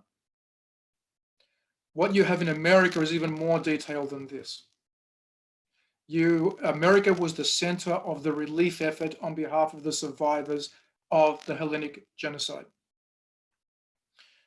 We know about the YMCA, for example, in Thessaloniki, right next to Platia Agia Sophias, where the center of the commemorations are in Thessaloniki. You know about, those of you who are basketball fans may know about the club Near East, στα ελληνικά, που έχει έδρα την Κεσαριανή στην Αθήνα. The reason it is called Near East is that it was started by missionaries, by workers of the Near East Relief Society, working with the survivors of the genocide in the Kessariani, Zographou areas of Athens. And this is why the emblem of the Near East club, sporting club, particularly the basketball team, is the star, which is the emblem of the Near East Society, which is based in New York. It still exists. It's now the Near East Foundation rather than Near East Society. There were drives. There were all sorts of organized charity activities all over America on behalf of the survivors, to collect food, to collect clothing, to collect money, to rescue people in Europe. And this was not just done by the Greek community of America. They were not even at the center of it. Here's the most important aspect of this relief effort was that it was Americans who were at the center of this relief effort. Now, some of you may know the name Jackie Coogan. He was the world's first child star from Hollywood. He was a star before Shirley Temple. So we're going right back into the 1920s here, beginning of 1920s, straight after World War I. He is better known as Uncle Fester from the Addams Family, which a lot of the my generation and the one above me would remember. The younger ones may not know who Uncle Fester is. But he was a star of the relief effort. He traveled by train from California right through to New York, stopping at all sorts of places along the way, places with American Greek community centers now, collecting food, particularly collecting donations from children. At the time, he was 10 years old. And he would collect this, and we have amazing photographs of the collections that he managed to put together in places like Louisville, Los Angeles, Philadelphia, all these major cities, and also a number of smaller ones along the way, finishing up in Times Square in New York, where they were all collected in the middle of Times Square, and Americans know the significance of Times Square, the center of the American universe, that plus the White House, or maybe Wall Street. And this was then shipped from New York to Piraea, to Smyrni, to Fanny's hometown of Alexandroupoli, and distributed. So this is an American story. This is something that the Federation in America, that our people in America, that our diplomats in America, and I'm not sure if the Consul General or the Greek, the authorities in Athens get this message, but I hope they do. Fanny is quite correct. Where we are the weakest, where our effort is the weakest, is in getting this story through to the American decision makers, the European decision makers. We can do so much as voters, as citizens of the United States, of Australia, of whatever country we live in. But we need the diplomats to back us up. So we have the story of Jackie Coogan, and he's just one. We have another very prominent American reverend, Loyal Lincoln Wirt, who was involved in setting up relief committees way back, starting from 1916, 1917. So to go for a second to the issue of denial, our opponents in Ankara will typically talk about it was an invasion of Anatolia. The Greeks arrived in May of 1919 and this, that, and the other. Please explain to me why we had refugee settlement committees established by the Greek state from 1914. We have the letterheads, we have the documentation. So we had refugees from Thraki, from Mikra Asia, from Pontos, as early as 1914 in Greece, being resettled permanently. So when we present this sort of details to anybody that's kind of not convinced of what was happening, that it was genocide, these are the sorts of details we can present to convince them that it was. The role of the American media is probably the best researched, though it's barely been touched at the time. You only have to look at the New York Times, the Washington Post, the current history periodical published by the New York Times, which is within reach. I've got a set of them right here in front of me from 1915, 1914 onwards. Every single edition recorded what was happening to the Armenians, the Hellenes, and the Assyrians at the time in Anatolia. This is American correspondence, American journalism. Because my time is running out, I'll focus on some of the Americans who spent time in Greece with the refugees. And just last night, I came across a friend of mine, a very good colleague of mine, Viken Babkenian, an Armenian, an Australian Armenian, brought to my attention some photographs on an archive about a lady called Emma Darling Cushman. She died in Cairo in 1930, where she had gone to visit some of what she called her boys. At the end of the genocide period, 1923, 1924, she brought out 1,700 orphans from Ikonia, today called Konya. These were mostly Asia Minor and Pondian Hellenes, with some Armenians as well. She brought them to Korintho, not Athens, Thessaloniki, but to Corinth, and established an orphanage there. And for some of them, for most of them, it was the first time they'd even seen this blue thing called the sea. And she raised them. She never married herself. She was born in the middle of the US Civil War period, so she understood the effects of war. And I think this is why she dedicated her life to relieving the suffering of others. She first moved to Anatolia, to Konstantinopoli, in 1900. So she spent half her life in the East. She actually lived, her home was outside Agios Theodoros, which is between Athens and Korintho. Emma Cushman was born in Burlington, New York. It's about 200 miles north of New York City. Here is how we can remind American society of what they already knew, which is This was genocide, and when our people needed help the most, your people were there to lend a helping hand. So,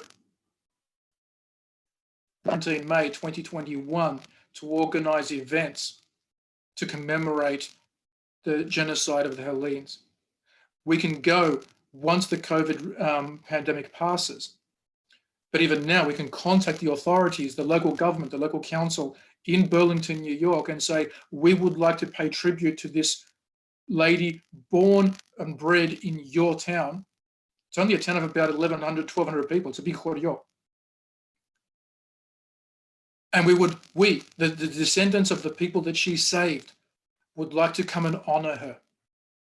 It's a simple email or telephone call from you guys in the New York, greater New York, Washington area, Boston area, that triangle, to establish this communication. And when the restrictions have passed, when the pandemic has passed, we go up there and we do a tribute event and we set up some sort of small memorial to her. And we can do this across the United States. We should be doing this across the United States. I will close by saying that parliamentary motions, whether they're at state Congress, national Congress, or local government, are only the first step. They are not the end of the journey. We want real, ουσιαστικό, substantial recognition. This is only possible when the society understands that our story is their story. Να είστε καλά όλοι, προσοχή, ποντιακά λένε Ιαν και Ευλοίαν, αν και δεν είμαι πόντιος. Very special thank you to the Federation for the invitation. It's a great privilege, a great honor to be working with a second federation now, apart from our one, the Federation of Pondian Associations of Australia. Been working with the American Federation in our common cause, and it is a global international cause. Very special shout out, hi to all Epiroti in America. I'm an Epiroti, very proud of it. And look after yourselves. And I hope once everything settles down to actually meet some of you in person. And we can talk about this in greater detail electronically in the meantime. Να είστε όλοι καλά.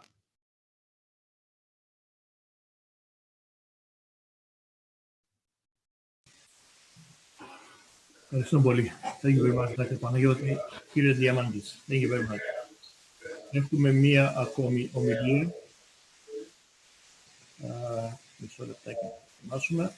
Είναι από τον καθηγητή Χωρίς αυτή την συνάντηση τη σημερινή.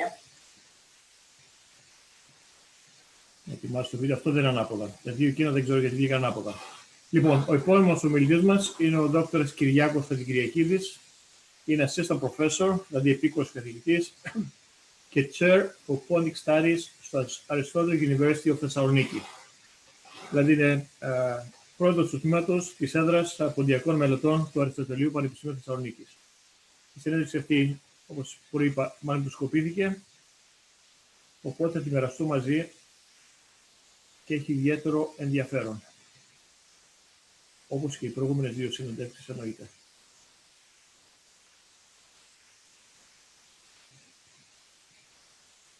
Καλωσορίζω αυτή την συνάντηση, τη σημερινή. Να πούμε για τους ακροατές και για τους παρακολουθούν την εκδήλωση ότι ο Κυριάκος Χατζικυριακίδης είναι επίκουρος καθηγητής της έδρας Ποντιακών Σπουδών του Αριστοτελείου Πανεπιστημίου Θεσσαλονίκης. Είχα τη χαρά και την τιμή να τον γνωρίσω πέρσι στην εδώ επίσκεψή του. Και περάσαμε λίγα λεπτά μαζί. Τον θεωρώ πραγματικά φίλο, συνεργάτη και έναν άξιο Έλληνα πόντιο στον τομέα που ασχολείται και ειδικά στην έδρα Ποντιακών Σπουδών. Κυριάκο, σε καλωσορίζω. Έχεις το λόγο και με χαρά ακούμε τη συνέντευξή σου. Καλησπέρα. Ευχαριστώ πάρα πολύ για την πρόσκληση να συμμετέχω κι εγώ σε αυτό το διαδικτυακό αφιέρωμα στην γενοκτονία των Έλληνων του Πόντου.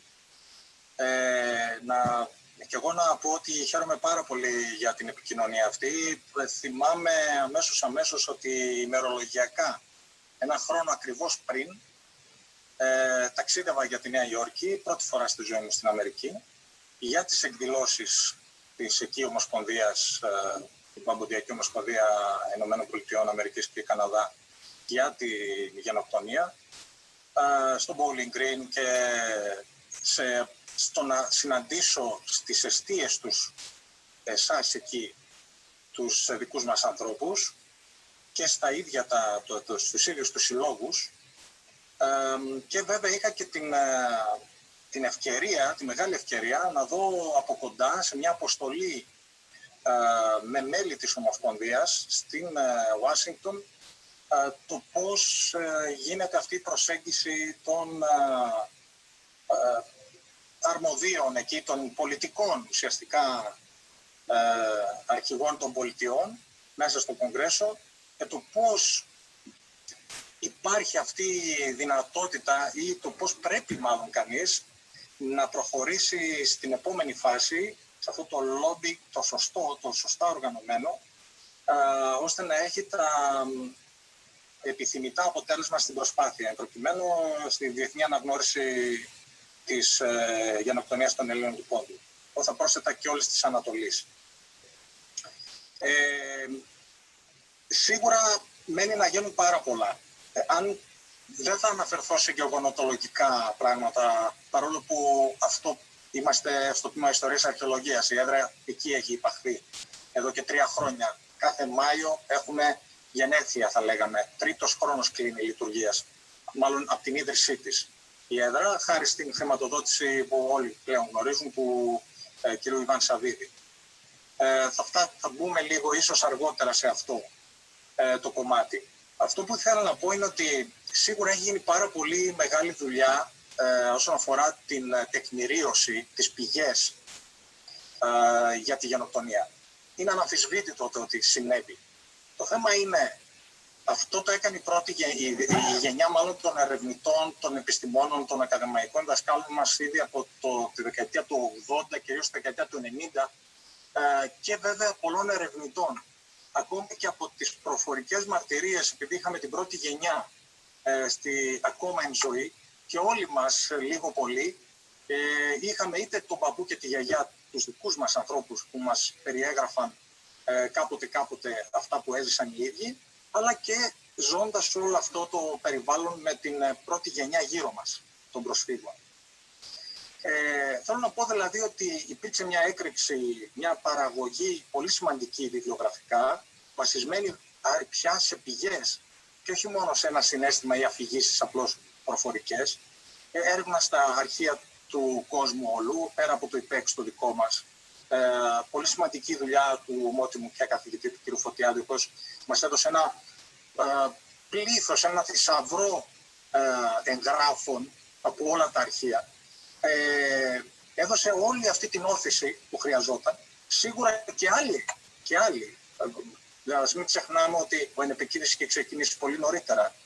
Δεν ήταν όριμες ακόμα βέβαια οι συνθήκες. Η Ελλάδα μας πελαγοδρομούσε, είχε εσωτερικά πολλά προβλήματα. Δεν είναι της ώρας να επεκταθούμε σε αυτά τα ζητήματα, αλλά είναι λόγοι για τους οποίους άργησε πάρα πολύ να ξεκινήσει όλο αυτό. Ας κρατήσουμε ότι ξεκινήσαμε επιτέλους, έστω και με μεγάλη καθυστέρηση, και την έρευνα του ζητήματος, αλλά και την προσπάθεια για την διεθνή αναγνώριση. Το ζήτημα είναι τώρα, από εδώ και πέρα, τι κάνουμε. Σίγουρα εμείς, ακόμα και πολύ πρόσφατα, από το Πολιτικό Αρχείο του Εθνικού Συμβουλίου του Πόντου, που φυλάσσεται στην ΕΛ στη Θεσσαλονίκη, στο ιστορικό σωματείο από αυτά που έχουν ιδρυθεί στον ελλαδικό χώρο, αντλούμε πολύ σπουδαίο υλικό, υπομνήματα, εκθέσεις, καταθέσεις αυτοκτών και αυτικών μαρτύρων. Θέλω να πω ότι έχουμε πάρα πολλές τέτοιες πηγές. Το ζήτημα είναι από εδώ και πέρα τι γίνεται. Πώς όλο αυτό το κεφαλαιοποιούμε στα διεθνή φόρα. Στη θεωρητική προσέγγιση, να βάλουμε την ελληνική περίπτωση, ευτυχώς υπάρχουν νέοι άνθρωποι, νέοι επιστήμονες που ασχολούνται ειδικά με τα ζητήματα αυτά. Εγώ θα αναφέρω τον Θεοδόση τον Κυριακίδη, που είναι επιστημονικός συνεργάτης στην έδρα Ποντιακών Σπουδών, διδάκτορ ιστορίας, ο οποίος δεν μένει μόνο στο πραγματολογικό, στο γεγονοτολογικό που πολλοί από εμάς κάνουμε, στο να αναδεικνύουμε πηγές, αλλά παρακολουθεί επισταμένος την θεωρητική προσέγγιση στις γενοκτονικές και γενοκτολογικές σπουδές σήμερα και πώς η ελληνική περίπτωση πρέπει να μπει μέσα σε αυτή τη διεθνή συζήτηση. Σίγουρα πέρσι, Μάιο μήνα, στο Αριστοτέλειο, κάναμε μια, θεωρώ, πολύ σημαντική προσπάθεια, διοργανώνοντας αυτό το μεγάλο διεθνές συνέδριο για τη γενοκτονία των χριστιανικών πληθυσμών της Οθωμανικής Αυτοκρατορίας. Βάλαμε αυτή τη διάσταση, όχι για να αναζητήσουμε βοήθεια από άλλους, όπως τους Αρμενίους, για παράδειγμα, που έχουν προχωρήσει πολύ. Υπάρχει και αυτό στη συζήτηση, σίγουρα. Αλλά για να δείξουμε το σύνολο, το οργανωμένο σχέδιο από τους Νεοτουρκούς, αλλά έπειτα και από τον Κεμάλ, σε το πλαίσιο της προσπάθειάς τους για ομογενοποίηση του τουρκικού κράτους που ήταν υποίδρυση, και αφορούσε λοιπόν αυτό το σχέδιο της γενοκτονίας όλους αυτούς τους χριστιανούς. Φυσικά και τους Έλληνες. Εκεί και στο συνέδριο αυτό διαπιστώσαμε, καταρχάς η ελληνική περίπτωση μπήκε μέσω των διαπρεπών επιστημόνων όλων αυτών των σημαντικών πανεπιστημίων, μπήκε και στα δικά τους πανεπιστήμια, κατά μία έννοια.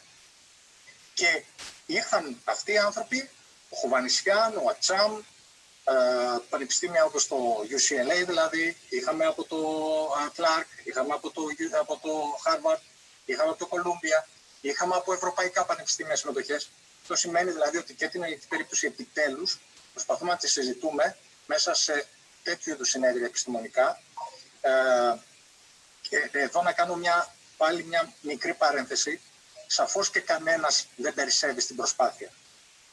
Οι ακτιβιστές μπορούν να χρησιμοποιήσουν τον ακτιβιστικό λόγο και που είναι πολύτιμος κι αυτός.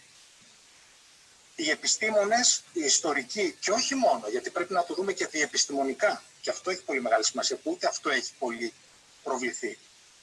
Πρέπει βάσει της δικής τους επιστήμης ή του συγκερασμού των επιστημών να φτάσουμε στα δικά μας επιστημονικά αποτελέσματα.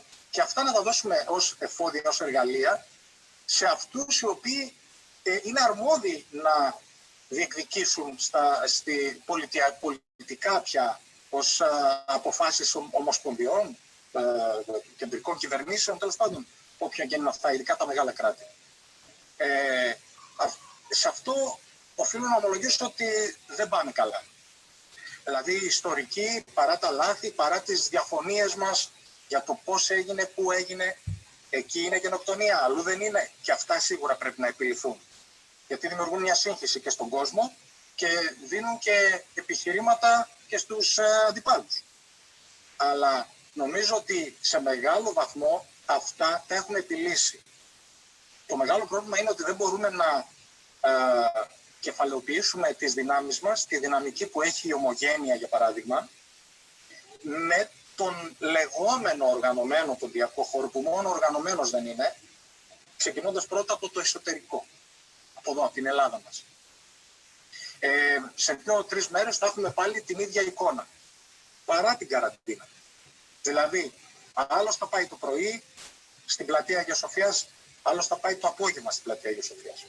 Άλλος θα πει ότι πήγε, αλλά γιατί δεν πήγα, και βλέπουμε σε μια τόσο μίζερη συζήτηση που αδικεί, πραγματικά αδικεί, όχι μόνο τις γενιές που πέρασαν, έτσι να το δούμε ρομαντικά, την καταγωγή μας, και συγκινούμαστε όλοι γι' αυτό, αδικεί και τις νέες γενιές, αδικεί το σήμερα, αδικεί τις προσπάθειες που έγιναν μέχρι σήμερα. Αυτό που επιχειρούμε μέσα από την έδρα, ο χρόνος θα δείξει αν θα πετύχουμε. Ωστόσο, αυτό που διαπιστώνουμε όμως είναι ότι στα 3 χρόνια, 3 ακαδημαϊκά έτη για να είμαστε ακριβείς, λειτουργίας της έδρας, με συστηματική διδασκαλία μαθημάτων του ελληνισμού, της Ανατολής γενικότερα και με ιδιαίτερη έμφαση στον Πόντο, έχει γνωρίσει πολύ μεγάλη ανταπόκριση και απήχηση. Ενώ είναι ελεύθερες επιλογές μαθήματα, έχουμε φοιτητές σε μεγάλο αριθμό, έχουμε φοιτητές όχι μόνο του τμήματος Ιστορίας και Αρχαιολογίας, στο οποίο υπάγεται η έδρα, αλλά και από άλλα τμήματα της Φιλοσοφικής και άλλα τμήματα του Αριστοτελείου γενικότερα. Και αν το σκεφτεί κανείς, δεν είναι λίγο πράγμα που πλέον συστηματικά αυτό το αντικείμενο διδάσκεται σε κάθε εξάμηνο, και μάλιστα στο ιστορικό πανεπιστήμιο στην προσφυγωμάνα Θεσσαλονίκη, στο μεγαλύτερο πανεπιστήμιο σε πληθυσμό στη χώρα μας και με το κύρος που έχει το Αριστοτέλειο και διεθνώς, και χωρίς να είναι θέμα καθαρά τύχης. Δηλαδή, έτυχε ήδη, όπως συνέβαινε στο παρελθόν με τους δικούς μας ακαδημαϊκούς δασκάλους, να κάνουν σε αυτό το εξάμηνο, στο άλλο να μην κάνουν, να βάλουν κάποιο άλλο αντικείμενο. Και να το ξαναπιάσουν το αντικείμενο αυτό σε ένα άλλο ακαδημαϊκό έτος, να μην υπάρχει δηλαδή μια συνέχεια σε όλο αυτό. Έτσι λοιπόν έχουμε πολλά παιδιά πλέον που ακόμα και αν δεν ασχοληθούν ειδικότερα με την έρευνα, θα έχουν ακούσει τουλάχιστον για τα ζητήματα αυτά και αυτοί μετά θα είναι φορείς αυτής της πληροφορίας στο δικό τους πια περιβάλλον. Είτε είναι εκπαιδευτικό, σε ένα σχολείο που μπορεί να βρεθούν, είτε είναι και μόνο καθαρά της οικογένειάς τους. Λέω πολλές φορές που κάνει φοβερή εντύπωση ότι μας προσεγγίζουν παιδιά που δεν έχουν καν προσφυγική καταγωγή και παρακολουθούν τα μαθήματα. Όταν τους ρωτάω στην αρχή του μαθήματος ποιοι είστε προσφυγικής καταγωγής, κάποιοι έτσι σηκώνουν το χέρι με πολύ περηφάνεια ότι κοίταξε, εμείς είμαστε στο μάθημα τώρα και είμαστε πρόσφυγες. Και λέω, ωραία, είδα τα χέρια. Λέω, θέλω να δω ποιοι δεν είστε προσφυγικής καταγωγής εδώ μέσα. Σηκώνουν αυτοί που είναι, σου λέει τι θέλει να μας πει τώρα. Λέω, μπράβο. Τώρα αυτό είναι το νόημα. Αυτά είναι ζητήματα που αφορούν τους συνέλληνες. Δεν αφορά μόνο να τα λέμε όπως συμβαίνει δυστυχώς σε πολλές εκδηλώσεις μας, επαιτειακές. Τα λέμε εμείς για μας, μεταξύ μας. Και μάλιστα με ένα λόγο συναισθηματικό που εντάξει, αυτός μας πήγε μπροστά για αρκετές δεκαετίες, αλλά δεν αρκεί μόνο. Πρέπει και εμείς να αναζητήσουμε μια αναπροσαρμογή, πρέπει να πορευτούμε με το σήμερα, με τις ανάγκες, με τις απαιτήσεις του σήμερα. Πώς θα αγγίξουμε τους νέους ανθρώπους που πλέον και αυτοί ξεφεύγουν πολύ χρονικά από το 22. Πώς όλο αυτό θα το αντιμετωπίσουμε είναι ένα πραγματικά πολύ μεγάλο ζήτημα. Έτσι λοιπόν μέσα από την έδρα παρακολουθούμε τα ζητήματα αυτά και μιλάμε και για τη γενοκτονία. Με ποια έννοια? Όχι μόνο για τα γεγονότα της τελευταίας αυτής δεκαετίας, αλλά όταν, για παράδειγμα, στο τρέχον εξάμηνο έχουμε τον πόντο από το 1774 μέχρι το 1922 και τη διείσδυση των ευρωπαϊκών δυνάμεων στην περιοχή, έτσι εξηγείς πώς οδηγηθήκαμε, πώς εξελίχθηκε η Οθωμανική Αυτοκρατορία, πώς έφτασε με την άνοδο, με την ανάδυση του τουρκικού εθνικισμού, όπως και του εθνικισμού σε όλα τα Βαλκάνια, σε αυτό το σημείο, και ποιος ήταν ο ρόλος και η επιρροή της ξένης παρουσίας, τα ξένα συμφέροντα, σε αυτή την περιοχή που μας ενδιαφέρει. Όλο αυτό το εκρηκτικό πολλές φορές μείγμα οδήγησε τελικά στα γεγονότα στους Νεότουρκους το 1908, πώς χειρίστηκαν αυτή την κατάσταση σε βάρος του Σουλτάνου, πώς εκμεταλλεύτηκαν στο έπακρο τις συμμαχίες είτε στη διάρκεια του Πρώτου Παγκοσμίου Πολέμου και πριν με τους Γερμανούς, που ήταν η υπεριαλιστική δύναμη σε τεράστια ανωδική πορεία, είτε πώς διαχειρίστηκαν και μετά το τέλος του Πρώτου Παγκοσμίου Πολέμου και τους υπόλοιπους, ούσα η Τουρκία ιτημένη, αν το σκεφτεί κανείς. Έτσι. Χώρια από τις εσωτερικές βέβαια διαμάχες, διχόνοιες μας και την γνωστή ελληνική διχόνοια που μας κατατρίχει σε πάρα πολλές στιγμές ιστορικές της νεότερης και σύγχρονης ιστορίας μας, ελληνικής εννοώ. Νομίζω ότι έβαλα πάρα πολλά μαζί ζητήματα, συγχωρέστε με γι' αυτό, απλά προσπαθώ συνοψίζοντας να δείξω ότι ναι, έχουμε κάνει δουλειά, συνεχίζει αυτή η δουλειά ιστορικά, επιστημονικά, αλλά πρέπει πλέον να προχωρήσουμε στο επόμενο βήμα. Μαζί. Το τονίζω.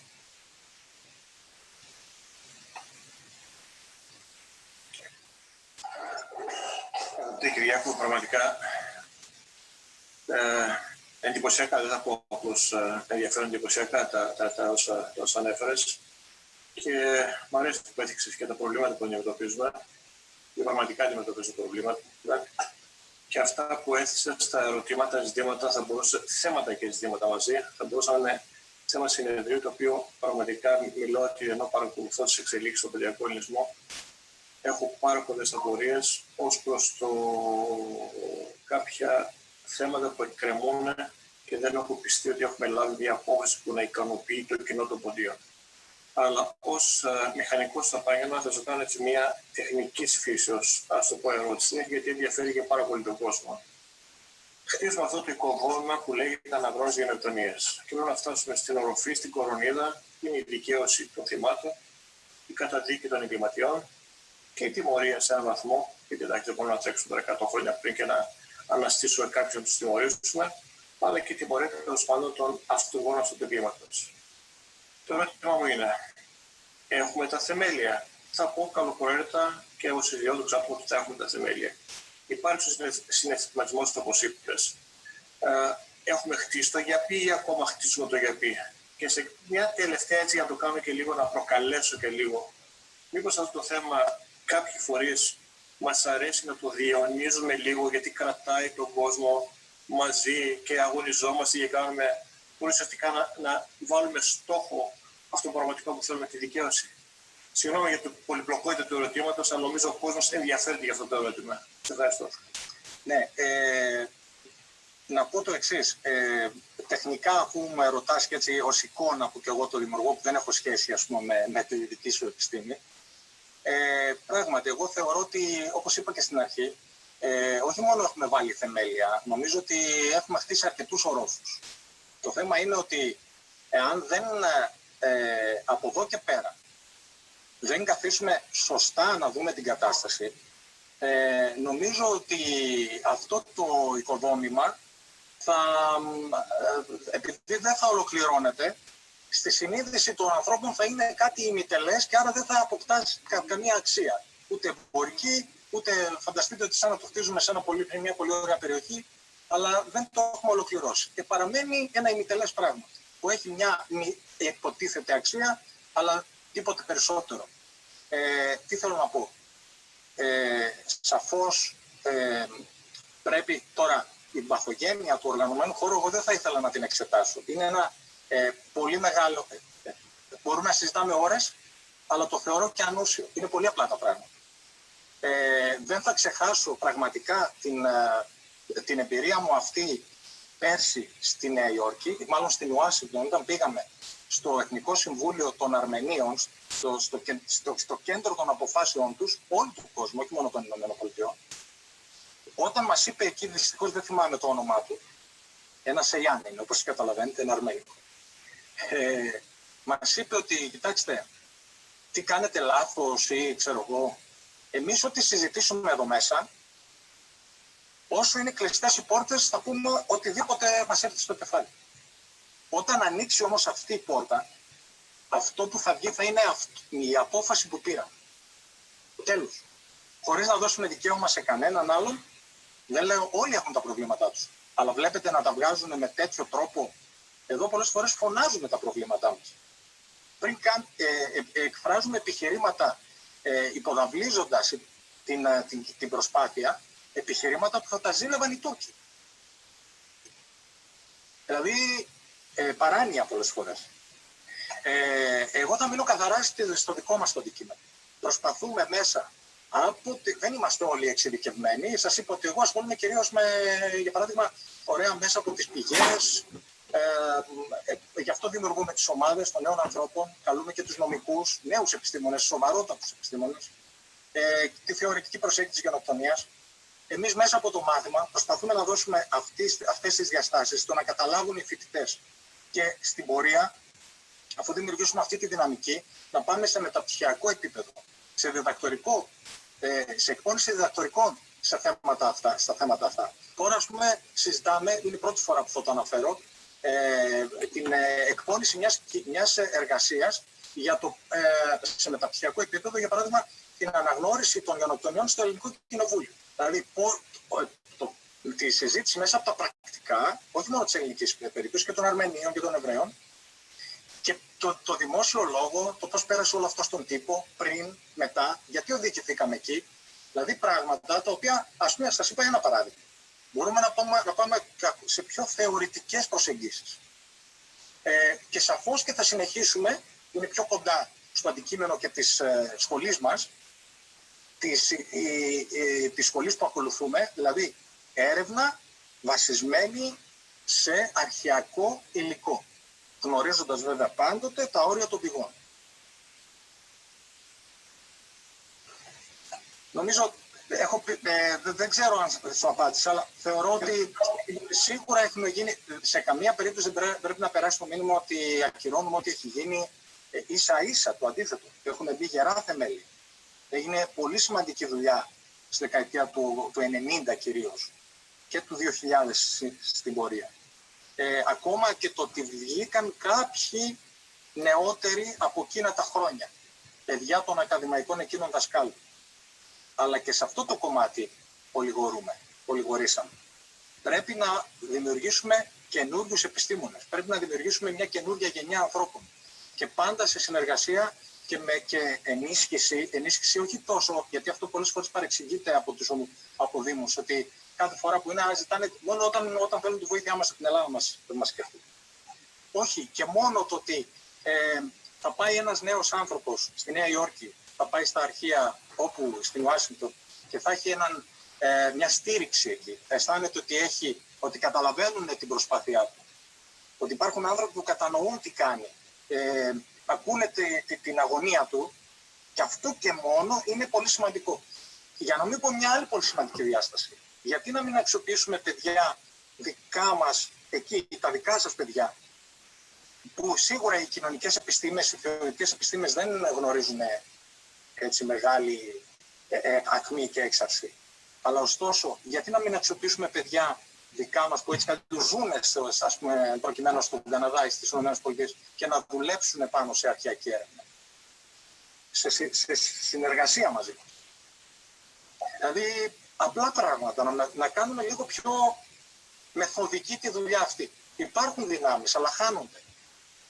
Η απάντηση σίγουρα με κάλυψε και στην ακαδημαϊκή πρακτική κακά τα ψέματα πολλές φορές αφήνουμε την απάντηση εκτός ώστε να δημιουργήσουμε αυτή την κριτική σκέψη, ώστε να την κριτική σκέψη ο άνθρωπος να δώσει απαντήσεις του και να πω και αυτό με Σαρμένη, στο οποίο ήταν χαρακτηριστική περίπτωση στο παράδειγμα που ανέφερες, ότι εδώ οι Αφροαμερικανοί συμπατριώτες μας στην Αμερική λένε κάτι απλό.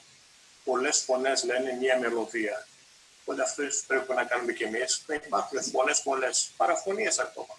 Αλλά θέλω να τις συντάξουμε σε μία μελωδία. Αυτό το ζητούμενο και εύχομαι ο λόγος σου, το έργο σας που κάνετε και πάνε σπουδαίων σας, αλλά και από τα συνέδρια του οργανωμένου του διαγωνισμού, να προκύψει αυτό στην ιατρική βάση. Βέβαια, Κυριάκο, σας ευχαριστώ πραγματικά για την συνέντευξη, τηλεσυνέντευξη. Θα προβληθεί την Τρίτη και είναι χαρά μας να σε ακούμε, να σε βλέπουμε και να μας επισκέπτεσαι όποτε δοθεί ευκαιρία. Σας ευχαριστώ πολύ. Ευχαριστώ πάρα πολύ. Ευχαριστώ. Υγεία να έχουμε όλοι. Υγεία ακριβώς.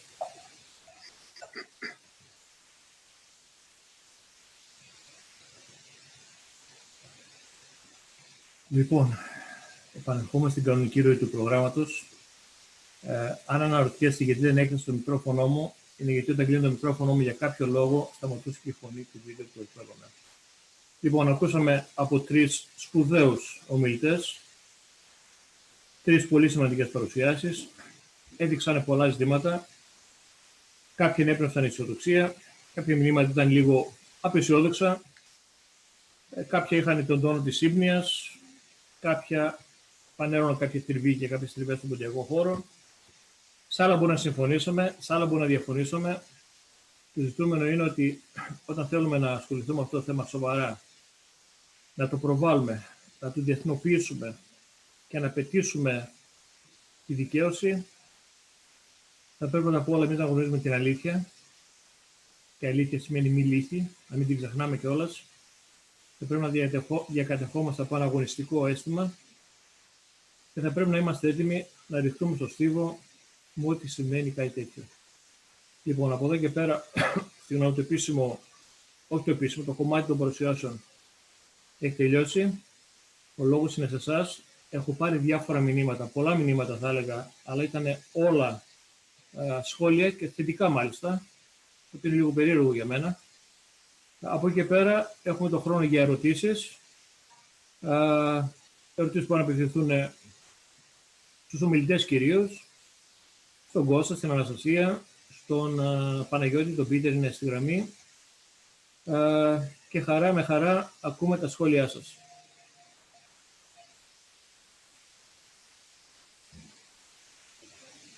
Λοιπόν, εγώ θα κάνω unmute όλα τα μικρόφωνα. Θετικά μάλιστα. Συγγνώμη, τα μικρόφωνα. Από εκεί και πέρα έχουμε το χρόνο για ερωτήσεις. Ερωτήσεις που να απευθυνθούν στους ομιλητές κυρίως, στον Κώστα, στην Αναστασία, στον Παναγιώτη, τον Πίτερ είναι στη γραμμή. Με χαρά ακούμε τα σχόλιά σας.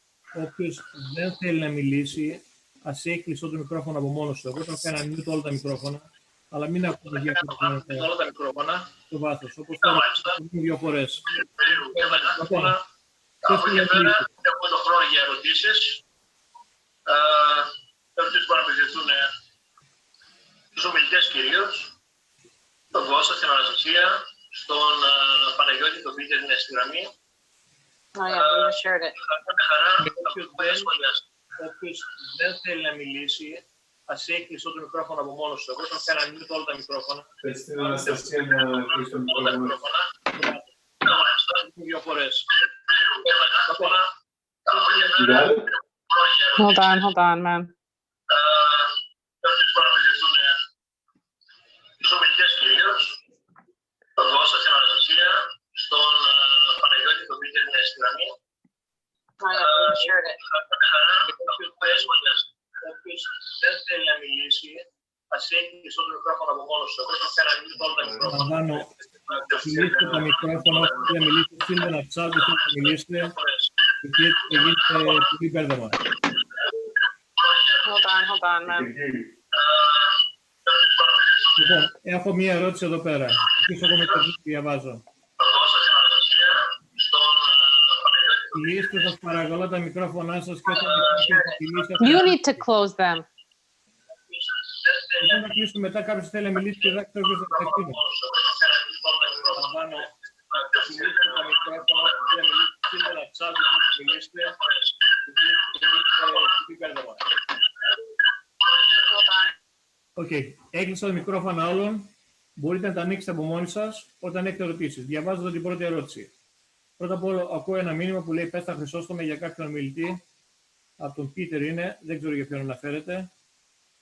Το ερώτημα το επόμενο είναι: Ναι, Πίτερ, συγγνώμη, σε κάνω unmute. Μπορεί να κάνεις unmute και μίλα. Μπορεί να κάνεις το μόνο σου unmute. Ναι. Κύριε Δ. Βασιλιάδη, στον Κυριάκο, που δυστυχώς ήταν από βίντεο παρά από παρά από... Ωραία. Πάω στην επόμενη ερώτηση. Μια ερώτηση δεν θέλω να μου επιτρέψετε. Το τμήμα της Παπποντιακής Αμερικής σε ποιο σημείο βρίσκεται όσον αφορά την προώθηση της αναγνώρισης γενοκτονίας από την Αμερικανική κυβέρνηση? Οπότε αυτό απευθύνεται στον Κώστα. Κώστα, unmute. Είσαι έτοιμο. Συγκεκριμένα βρισκόμαστε σε ένα σημείο στο οποίο προσπαθούμε να ανοίξουμε καινούριους διαδρόμους για να έχουμε πρόσβαση και με πολιτικούς. Μια προσπάθεια που έγινε πέρυσι με τη βοήθεια της ΧΑΛΚ, με τον Έντι Ζεμένιδη. Και το σημαντικότερο ήταν ότι σε αυτή την ομάδα που επισκέφτηκαν πολιτικούς και ανοίξαν το ζήτημα της αναγνώρισης της γενοκτονίας, τα περισσότερα ήταν παιδιά νεολαίας. Και ακόμα σημαντικότερο, υπήρχαν πολλές γυναίκες στην ομάδα. Όπως πληροφορηθήκαμε και από τον Έντι, με τις εμπειρίες που έχει, με την πείρα που έχει στην Ουάσιγκτον, ήταν πολύ σημαντικό και το νούμερο και το μείγμα που αντιπροσώπευαν την Ομοσπονδία μας που επισκεφτήκαμε την Ουάσιγκτον. Εκτός αυτού, συνεχίζουμε τις προσπάθειές μας, όπως και η απόψινή, μια πειραματική προσπάθεια, θα έλεγα, λόγω των καταστάσεων. Μελλοντικά θα γίνονται πιο καλύτερα. βοηθάει επίσης στο έργο μας, νομίζω στον μέγιστο βαθμό, η δημιουργία του AMPHRC, Asia Minor and Pontus Hellenic Center, στο Σικάγο, που έχει ασχοληθεί πάρα πολύ με τη μετάφραση από έρευνες που έχουν γίνει και μέχρι πρόσφατα δεν είχαν εκδοθεί σε άλλες γλώσσες, γιατί όπως ανάφερε και ο Κυριάκος, το εμείς για μας πρέπει να το ξεπεράσουμε. Πρέπει να μεταδίδουμε το μήνυμά μας και να μαθαίνει την αλήθεια ο μη ελληνόφωνος κόσμος. Και όπως είπα, συνεχίζουμε να προωθούμε και την νεολαία μας, αρχικά να τους διδάσκουμε για την ιστορία, για την κουλτούρα, για τα ήθη και για τα έθιμα και συνέχεια αναπτύσσεται αυτό το ποντιακό συναίσθημα μεταξύ τους και θα πάρουν αυτή τη σκητάλη. Η αναγνώριση της γενοκτονίας δεν είναι θέμα του σήμερα ή του αύριο. Είναι του δεν ξέρουμε πότε. Και κυρίως νομίζω ότι θα βασίζεται στις καιρικές και περισσότερο στις πολιτικές συνθήκες του κάποιου χρόνου που θα μπορέσουμε να το προωθήσουμε. Αλλά αυτό τι σημαίνει για μας? Εμείς πρέπει να συνεχίζουμε να θεμελιώνουμε, πρέπει να είμαστε πάντοτε έτοιμοι, οπότε όταν θα έρθει εκείνη η στιγμή να έχουμε στο χέρι μας κάτι να παρουσιάσουμε. Δεν ξέρουμε, όπως είπα, πότε και πώς θα γίνει. Αλλά εάν σταματήσουμε εμείς τις δικές μας τις προσπάθειες, και όχι μόνο εμείς, όλες οι ομοσπονδίες, Αυστραλία, Ευρώπη, Ελλάδα, αν δεν συνεχίσουμε, σίγουρα ποτέ δεν θα γίνει η αναγνώριση.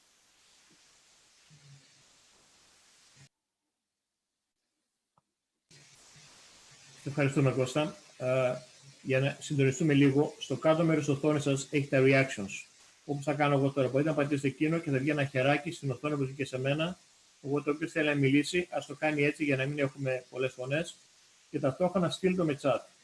Και εννοείς που θα ήθελα να κάνω στον Κώστα και στον Πίτερ, εγώ μέχρι να έχουμε λίγο χρόνο, είναι η εξής. Χωρίς να θέλουμε να βάζουμε στο στόχαστρο πάνω το ελληνικό κράτος κτλ. Γιατί είναι και ο εύκολος στόχος, κακά τα ψέματα, και δυσαρεστούμε και πολλούς και ίσως κάνουμε και κακό εν μέρη στην ελληνική πολιτεία. Αλλά θα δείξω δύο ζητήματα. Το πρώτο, είμαστε πραγματικά ικανοποιημένοι με τον νόμο που έχει ψηφιστεί, που μιλάει για μνήμη των θυμάτων, να τιμήσουμε τα θύματα της γενοκτονίας και όχι να προωθήσουμε το ίδιο γεγονός γενοκτονίας. Και δεύτερο, δεν θα έπρεπε το ελληνικό κράτος μετά από τόσες γενοκτονίες που έχουμε υποστεί, 1 εκατομμύριο και να έχουμε ένα εθνικό μνημείο γενοκτονίας στην Αθήνα, στη Θεσσαλονίκη ή κάπου τέλος πάντων? Ποια είναι η άποψή σας? Ας αρχίσουμε τον Κώστα και μετά πηγαίνουμε στο Πίτερ. Εγώ θα σταθώ στο δεύτερο κομμάτι. Δεν ξέρω κατά πόσο είμαστε ικανοποιημένοι, αλλά στο τελευταίο θέμα που ανάφερες, είναι βέβαιο ότι δεν υπάρχει ένα εθνικό μνήμα για την γενοκτονία των προγόνων μας. Όλα τα μνημεία, συγγνώμη, είπα μνημείο, όλα τα μνημεία που υπάρχουν αυτή τη στιγμή στην Ελλάδα και στο εξωτερικό έχουν γίνει με προσωπικές εργασίες από συλλόγους και μη κυβερνητικά όργανα. Όσον αφορά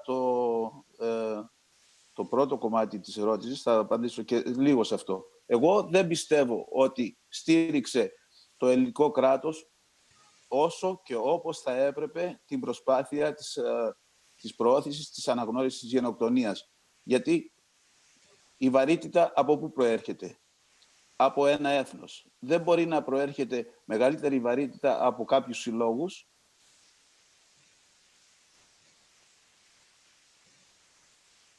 Τελείωσα. Okay. Τελείωσες. Αρχίζω εγώ τότε. Και εκεί που τελείωσε ο αδελφός Κώστας. Μπορεί και πρέπει η προσπάθεια να ξεκινήσει για εθνικό μνημείο, να ξεκινήσει από τους συλλόγους ομοσπονδίες στην Ελλάδα. Λογικά, Αυτό το μνημείο πρέπει να είναι στην Αθήνα, στην εθνική πρωτεύουσα.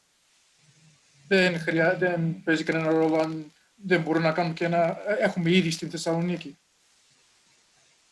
Αλλά το θέμα είναι ότι πρέπει να γίνει το επίκεντρο της ημέρας μνήμης και των όλων εκδηλώσεων όταν γίνει αυτό το μνημείο, που πρέπει να γίνει. Μπορεί να γίνει άνετα μέσα σε ένα χρόνο, του χρόνου να έχουμε τις εκδηλώσεις εκεί πέρα. Αλλά πρέπει να, άμα δεν παρουσιαστεί στην ημέρα μνήμης κορυφαία πρόσωπα, δηλαδή πρόεδρος Δημοκρατίας, πρωθυπουργός, κορυφαία πολιτικά στελέχη, αρχιεπίσκοπος Αθηνών, δεν έχει αυτή τη βαρύτητα. Για αυτούς που δεν πρόλαβαν να το δουν χτες το βράδυ, είχαμε προβλήματα. Κάποια στιγμή σήμερα θα αναρτηθεί στο YouTube και στο Facebook μία ώρα το πρόγραμμα το δικό μας για την ημέρα μνήμης της Ομοσπονδίας της Αυστραλίας. Να δείτε πρώτον αυτό και να δείτε τα μηνύματα του Αρχιεπισκόπου Αυστραλίας, κύριο Μακαριού. Να δείτε το μήνυμα του πρέσβη της Ελλάδος στην Αυστραλία, ο οποίος τώρα έφτασε, έχει 2 μήνες που πάτησε. Και να δείτε και κάποια μηνύματα από Αυστραλούς πολιτικούς, όχι ομογενείς, από Αυστραλούς πολιτικούς και νυν και πρώην. Και να δείτε τη σημασία της βαρύτητας που δίνουν ξένοι και που δίνουν πολιτικοί. Το θέμα τώρα με το ελλαδικό κράτος. Δεν θέλω να αναπτύξω πολύ το παρελθόν σε αυτή την πτυχή.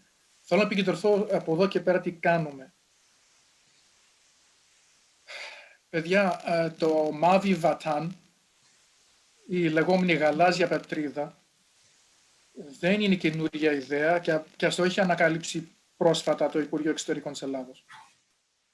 Αυτή είναι πολιτική και στρατηγική του κυμαλικού κράτους από την αρχή. Η αναβίωση της Οθωμανικής Αυτοκρατορίας. Λοιπόν, η γενοκτονία ήταν μόνο η πρώτη φάση στην ανάπτυξη αυτού του προγράμματος. Ο επεκτατισμός τώρα του Ερντογάν, που τα φορτώνουμε όλα στον Ερντογάν, ο Ερντογάν απλώς ακολουθεί μια πολιτική η οποία υπάρχει εδώ και 120-130 χρόνια. Αυτό το παράδειγμα, το οποίο το μάθανε από τη Βυζαντινή Αυτοκρατορία οι Τούρκοι, πρέπει να ξαναμάθουμε εμείς. Ότι όταν χαράζουμε μια εθνική πολιτική, πρέπει να μείνει εκεί, είτε είναι ΣΥΡΙΖΑ, είτε είναι Δημοκρατία, είτε ΠΑΣΟΚ στην κυβέρνηση, να είναι σταθερή αυτή η εθνική πολιτική. Αυτό που ζητάω εγώ, σαν Παναγιώτης, σαν Έλληνας καταγωγή και Ελλαδίτης πολίτης, γιατί είμαι πολίτης της Ελλάδος, παρόλο που μένω στην Αυστραλία, είναι η αναγνώριση της γενοκτονίας των Ελλήνων να γίνει αδιαπραγμάτευτο κομμάτι της εξωτερικής πολιτικής της Ελλάδος. Ότι σε κάθε συνομιλία, είτε είναι ΝΑΤΟ, είτε είναι Ευρωπαϊκή Ένωση, είτε είναι με τα νησιά Φιτζή, θα ζητάμε από τους αντιστοίχους συνομιλητές μας, τους πρέσβεις, τους υπουργούς εξωτερικών και τα διάφορα, αναγνώριση της γενοκτονίας. Γι' αυτό το Εθνικό Μνημείο, επιστρέφω σε αυτό για ένα λεπτό, είναι τόσο σημαντικό. Γιατί όταν έρχονται οι ξένοι επισκέπτες, όπως στο Γερεβάν που ανέπτυξε πολύ ωραία ο Φάνης νωρίτερα, είτε αν πάτε στο Ισραήλ, έχω πάει 2 φορές στο Ισραήλ, έχω κάνει και ομιλία, πιστεύω μάλλον ότι ήταν η πρώτη ομιλία που ανέφερε την γενοκτονία των Ελλήνων στο Yad Vashem, στο επίκεντρο, στο Πανεπιστήμιο Μελετών της Εβραϊκής Γενοκτονίας στα Ιεροσόλυμα. Απαιτείται όποιος ξένος επισκέπτης, διπλωμάτης επισκεπτεί τα Ιεροσόλυμα, επισκεπτεί το Ισραήλ, απαιτείται μια επίσκεψη στο χώρο του Yad Vashem. Πρέπει και με το ίδιο και εμείς να απαιτούμε από τους ξένους ένα λουλούδι, ένα στεφάνι, ένας φόρος τιμής στο Εθνικό Μνημείο της Γενοκτονίας των Ελλήνων.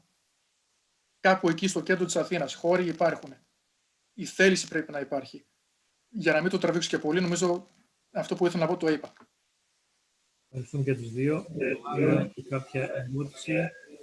Μάγδα, σε ακούμε.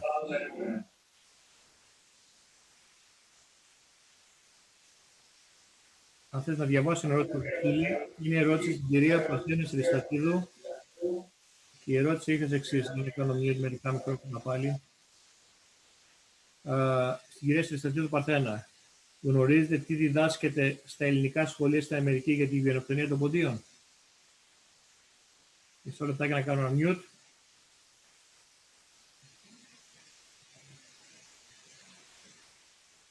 Δεν μπορώ να κάνω mute. Οκ, σας ακούμε. Δεν ακούγεστε λίγο πιο δυνατά. Ευχαριστώ για την ερώτηση. Δεν έχω τέτοια πληροφόρηση. Μπορούμε να το ρωτήσουμε στο Γραφείο Εκπαίδευσης, στη συντονίστρια εκπαίδευσης, την κυρία Λίζα Μεταξία.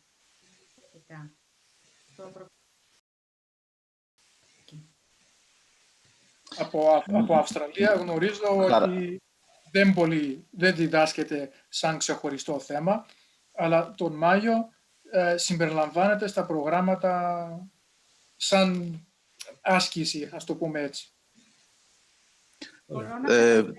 Νομίζω ότι θα μπορούσε η Αναστασία να απαντήσει όσον αφορά τη διδασκαλία στη πολιτεία της Illinois, και επίσης έχουμε πληροφορίες ότι γίνεται η διδασκαλία της γενοκτονίας των Ελλήνων είναι κομμάτι του curriculum και στην πολιτεία του Rhode Island. Νομίζω η Αναστασία θα έχει περισσότερες πληροφορίες το πώς γίνεται στην πολιτεία του Illinois. Ναι, Αναστασία. Okay. Well, every state in the United States has to have a mandate for the genocide to be taught. So here in Illinois, that mandate was passed, and we are able to teach in grammar schools. It is mandated for the genocide to be taught in grammar schools and in high school, which is what the center has done actually before this mandate came out, created teaching guides for the high school level and also for the grammar school level. Recently, we have taken the grammar school level teaching guide, and we have translated that into Greek. And like I said in the presentation, we did have a great workshop with the Greek school teachers in the Chicagoland area and provided copies of the teaching guide to them so they can then in turn use it within the Greek schools. So that's what we do here in Illinois. The teaching guides are available online through the websites. Through the website, you're able to download them. We can also send you hard copies. We've been trying to, I guess, work with other organizations across the US with our sister societies, so we can conduct these workshops in other states. The difficulty lies is this mandate, if that state mandates the teaching of the genocide or not. And I know that in the East Coast, it's Rhode Island. I want to say even New York and Connecticut now, they also have this mandate for the teaching of the genocide.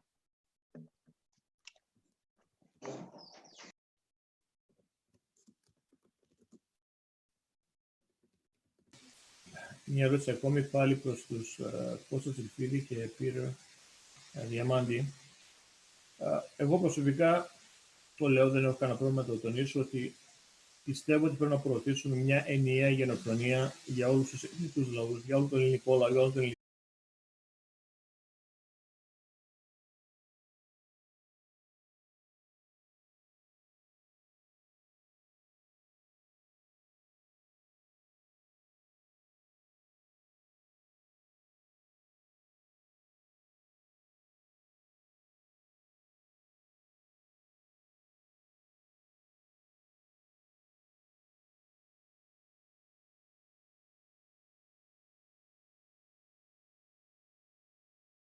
In Smyrna, in Gallipoli, in Thrace, in Pondos, all over G's from Eastern Thrace and from Asia Minor.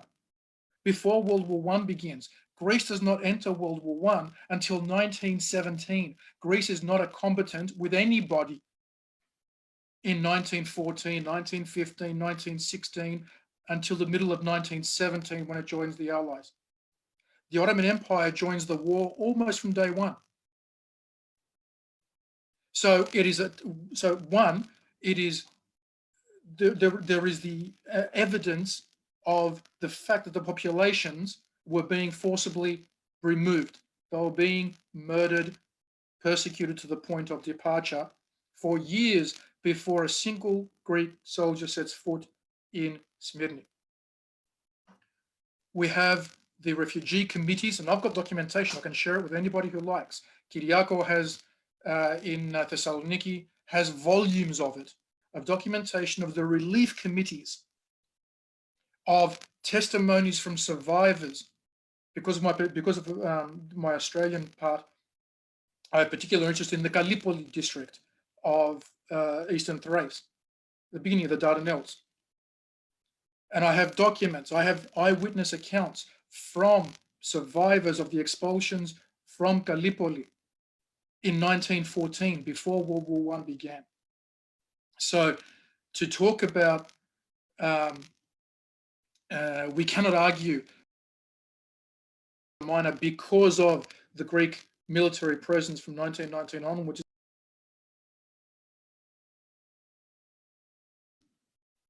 in my opinion, the victims of the genocide of Asia Minor and of Thrace and of Pontus. This is what makes it the worst. This is one of the reasons it's genocide. It was against citizens of the Ottoman Empire. It was against citizens of the Turkish state, not citizens of Greece.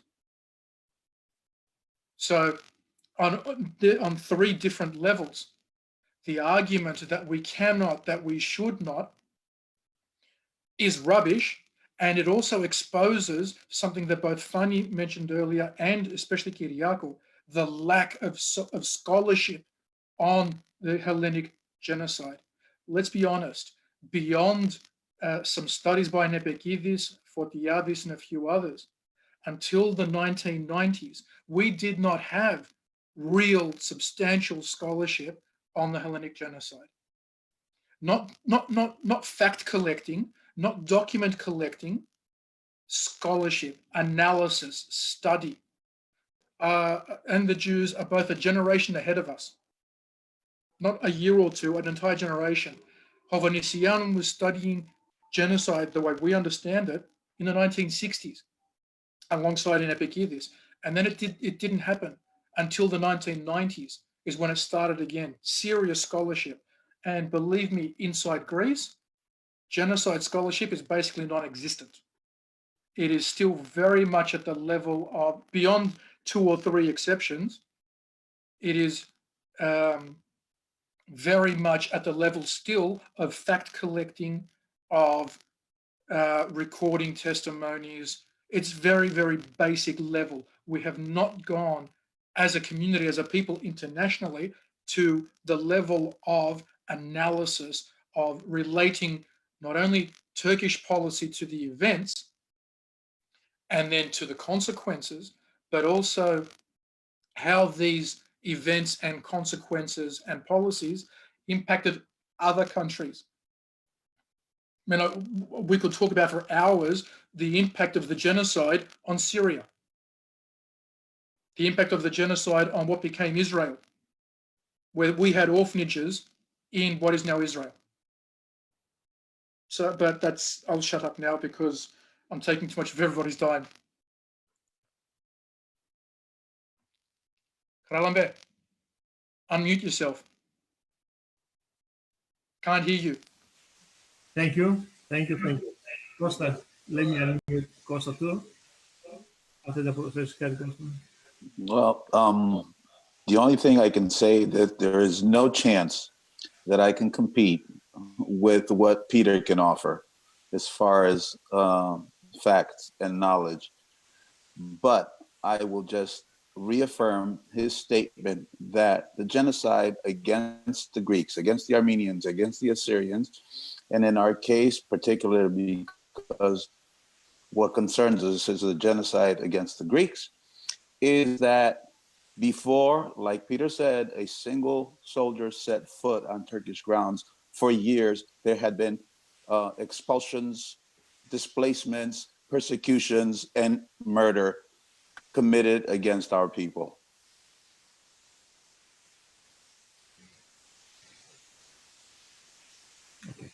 Μπάμπη. Μια ακόμη ερώτηση. Μισό λεπτάκι. Ναι, Ηλία, έχω μια ερώτηση για να διαβάσω, αλλά μια και Ναι. Όχι, διάβασέ την και ύστερα θα. Η ερώτηση είναι, δεν ξέρω αν έρχεται από την Χριστίνα Τσαρδαρίδου ή απλώς τη μεταφέρει. Υπάρχουν, λέει, κάποιοι σκόπελοι ή μαύρα σημεία, ψήγματα ή εμπόδια που θα μπορούσαν να χρησιμοποιηθούν στην προβολή της αναγνώρισης σε δικαστήριο. Δηλαδή υπάρχουν κάποια εμπόδια που μας σταματούν από την αναγνώρισή της σε διεθνές δικαστήριο. Ποιος θέλει να απαντήσει?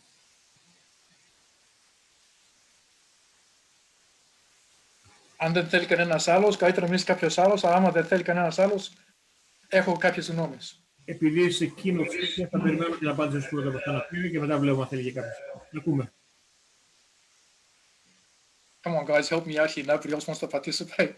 I feel like I'm dominating things from the other side of the planet. Αυτή τη φορά θα... Anyway. I'm trying just a little, Peter. I have to defer to you. Oh, thanks, Gus.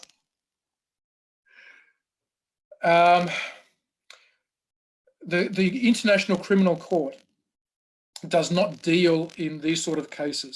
It has no retrospective authority. It can only deal with things from 2015 onwards. That's just... So any question relating to taking the issue of our genocide to the International Criminal Court is kind of moot because the genocide was a century ago. There are legal avenues, and it particularly relates to property. And this is why Article 59 is so important. The Article 59 of the Treaty of Lausanne. Okay, you know, there was a war between the Greek army and Kemal's forces. It's interesting that the Treaty of Lausanne was signed between the Kemalists and the Greek state and other powers, including Australia. And yet, the Kemalists insist that their country, their state, it was established in October of 1923, after the Treaty of Lausanne was signed, in other words. So there are a lot of games being played around semantics, around when is the responsibility of the Turkish state begin. Kemal lands, as we know, 19th of May 1919. He lands at Samsunda, Amisos, and immediately moves inland.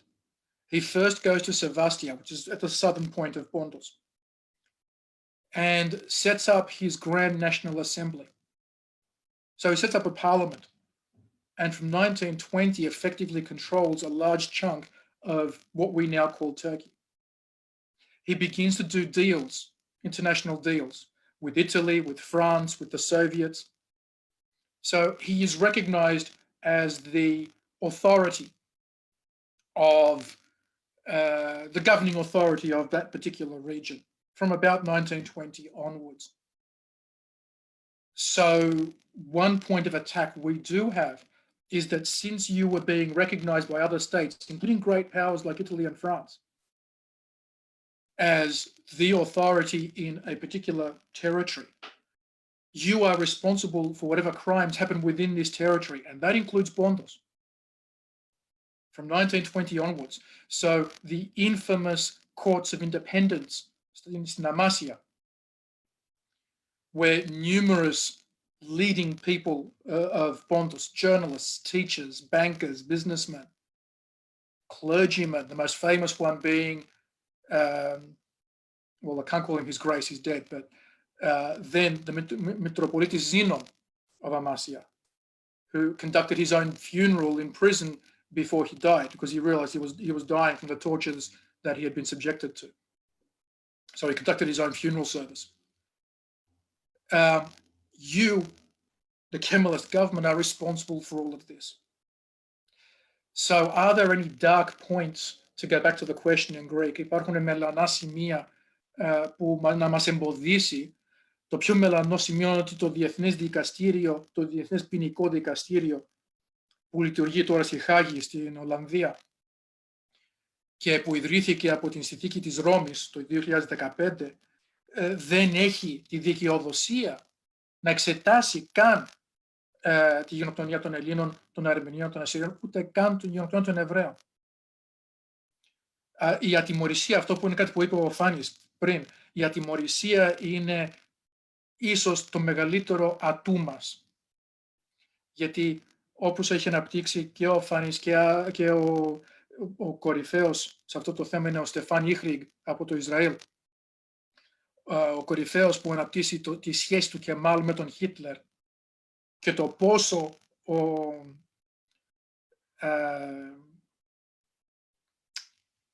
ο Κεμάλ ήταν το πρότυπο του Χίτλερ. Είναι ο Στεφάν Ιχριγκ, αυτός είναι ο καλύτερος. Εδώ είμαστε. Τα δικαστήρια, δεν υπάρχουν δικαστήρια εκτός από τα θέματα της περιουσίας. Σε θέματα περιουσίας και ειδικά εδώ το Πατριαρχείο έχει πάρει πρωτεύον ρόλο και κανονικά πρέπει, γιατί στο Πατριαρχείο, στο Οικουμενικό Πατριαρχείο ανήκουν αυτές οι περιουσίες που μπορούν να διεκδικηθούν. Εκεί μόνο υπάρχει πιθανότητα για δικαστήριο. Για μελανά σημεία φυσικά υπάρχουν και μελανά σημεία. Του χρόνου έχουμε τα 200 χρόνια της Εθνικής Παλαιγενεσίας. Δεν είναι μελανό σημείο η σφαγή που έγινε στην Τριπολιτσά. Δεν είναι μελανό σημείο η καταστροφή της Σάμου, της Χίου, των Ψαρών, της Νάουσας, τόσα και τόσα. Παντού υπάρχουν μελανά σημεία. Το θέμα είναι εάν αυτά τα μελανά σημεία σβήνουν το μελανό σημείο των αλωνών. Δεν θα παίζουμε τώρα με τα μελανά σημεία. Δεν μιλάμε για μελανόματα, δηλαδή μελανόημα, skin cancer. Το φαινόμενο της γενοκτονίας είναι καρκίνωμα στην ανθρωπότητα. Έτσι πρέπει να το βλέπουμε. Και χωρίς την ποινική εκδίωξη γενοκτώνων, θητών, θα συνεχίσουμε να το συζητάμε. Από το 1945 μέχρι σήμερα μετράμε 85-86 γενοκτονίες. Που είναι καταθλιπτικό. Αυτό και αν είναι κατάθλιψη. Δηλαδή έχουμε τους Αρμενίους, τους Ασσυρίους, τους Έλληνες, τους Εβραίους στο Δεύτερο Παγκόσμιο Πόλεμο και από τότε έχουμε άλλα 85. Δηλαδή τι έχουμε μάθει. Έχουμε μάθει ένα πράγμα. Ότι όπως και είπε και ο Φάνης, και εδώ θα κλείσω, όπως είπε και ο Φάνης, εάν δεν τιμωρούνται οι θύτες, εάν δεν περνάνε από δικαστήριο οι γενοκτόνοι, θα συνεχίζει. Μόνο ποινικά, μόνο η ποινική εκδίωξη γίνεται. Στην περίπτωσή μας που δεν έχουμε την πιθανότητα αυτή, είναι η αναγνώριση. Την ακαδημαϊκή αναγνώριση την έχουμε. Αυτό είναι δεδομένο, δεν αμφισβητεί κανένας. Περνάμε τώρα στο δεύτερο στάδιο που είναι η πολιτική αναγνώριση. Και εδώ είναι που πρέπει να παίξει καθοριστικό ρόλο η διπλωματία της ελληνικής δημοκρατίας. Ευχαριστούμε, κύριε. Αυτή η ερώτηση παρεμπιπτόντως προήλθε από την κυρία Αμανατίδου. Με ενημερώνε. Ηλία, αν είσαι στη γραμμή, αυτό που ήθελα να πω εγώ, εάν περιμένουμε κάποτε να γίνει αναγνώριση, παγκόσμια αναγνώριση για την ποντιακή γενοκτονία, δεν θα πρέπει καθόλου να προσπαθούμε να πιστεύουμε ότι μια ελληνική κυβέρνηση, όποια και να είναι, θα βοηθήσει σε αυτό το πράγμα. Διότι από το Μέγα Αλέξανδρο και πίσω είναι όλες ανίκανες και όλοι είναι ανθέληνες και δεν βοηθούν. Πηγαίνουν στην Τουρκία, βάζουν στεφάλι στο Κεμάλ Ατατούρκ και όταν τους μιλάς για το ποντιακό γελάνε. Μας φωνάζανε, εγώ μεγάλωσα, μου φωνάζανε τουρκόσπορο. Γιατί έχασα το μισό το σόι μου που υπερασπίσε ότι είναι Ορθόδοξοι και Έλληνες. Και σήμερα ακόμη όλοι αυτοί που είναι εναντίον των πόντιων, όπως ήταν και στην Θεσσαλονίκη ο Μπουτάρης, και γυρνάγανε και τον ψηφίζανε οι πόντιοι που είναι περισσότεροι στη Θεσσαλονίκη πανψηφί, τι περιμένεις. Βλέπω στο άλλο screen μου τώρα το γράμμα που έστειλε Ιανουαρίου 12, 1934, nomination letter by Eleftherios Kappa Venizelos for the conferral of the Nobel Prize upon Mustafa Kemal Pasha Ataturk. Τι περιμένεις τώρα έναν ήρωα που έχουν τόσα αυτά η Ελλάδα, που έχουν τόσα γάλματα παντού, πήγε και γύρισε και έκανε να μενεί το γενοκτόνο που έσφαξε τους Πόντιους, τους Ασσύριους, τους Αρμένιους και η Ελλάδα θέλει να τον τιμήσει. Τότε ήταν με Nobel Prize. Τι περιμένουμε από εκεί? Δεν περιμένουμε. Εγώ δεν περιμένω τίποτα από κανέναν τους, δυστυχώς. Εάν εμείς θέλουμε να το κάνουμε, θα πρέπει μόνοι μας να το κάνουμε, χωρίς να ανακατέψουμε Ελλάδα καθόλου. Διότι είναι ανίκανοι προς το έθνος. Το μόνο που τους ενδιαφέρει είναι το κόμμα τους, η τσέπη τους, η κλεψιά τους και το ποδόσφαιρο, η ομάδα τους. Ευχαριστώ πολύ. Λοιπόν, αυτό ήταν κατακριτικός ο λόγος, αγαπητέ Ηλία. Σε ευχαριστούμε πρώτα απ' όλα για την προσπάθεια αναμετάδοσης μέσα από το YouTube, μέσω του Μακεδονία TV. Έχουμε ήδη συμπληρώσει 2 ώρες και 40 λεπτά. Κατά τη γνώμη τη δική μου ήταν μια εξαιρετικά ενημερωτική εκδήλωση, που ανοίγει νέες προοπτικές για το μέλλον. Αν δεν υπάρχει κάποια άλλη ερώτηση, νομίζω ότι μπορούμε να κλείσουμε. Θα ήθελα, Δόκτωρα Βασιλιάδη, να πω ένα πράγμα μόνο, όχι σε απάντηση, σε συμπλήρωση του τελευταίου. Μου άρεσαν 2 πράγματα που είπε. Το ένα είναι η ψήφος. Στο χέρι μας είναι. Εμείς που ψηφίζουμε, όποιος δεν είναι μαζί μας, μαύρο σημάδι και τελείωσε. Και δεύτερον, πάλι εμείς, όπως είπε πολύ καλά, εμείς τώρα του εξωτερικού που έχουμε δικαίωμα ψήφου πλέον μετά από τόσες δεκαετίες, να περάσουμε το μήνυμα ξεκάθαρα στους υποψήφιους οποιοδήποτε κόμματος, ότι άμα δεν είσαι υπέρ αυτού του θέματος, της διεθνής αναγνώρισης με την πρωτιά του ελληνικού ελλαδικού κράτους της ελληνικής δημοκρατίας, δεν θα πάει στην ψήφο μας και τελείωσε. Είναι στο χέρι μας, αδέλφια, είναι στο χέρι μας. Να κάνω μια αντιπαράθεση. Έχουμε το δικαίωμα της επιλογής, αυτό είναι αλήθεια. Εκλέγουμε. Το πρόβλημα είναι ότι δεν επιλέγουμε.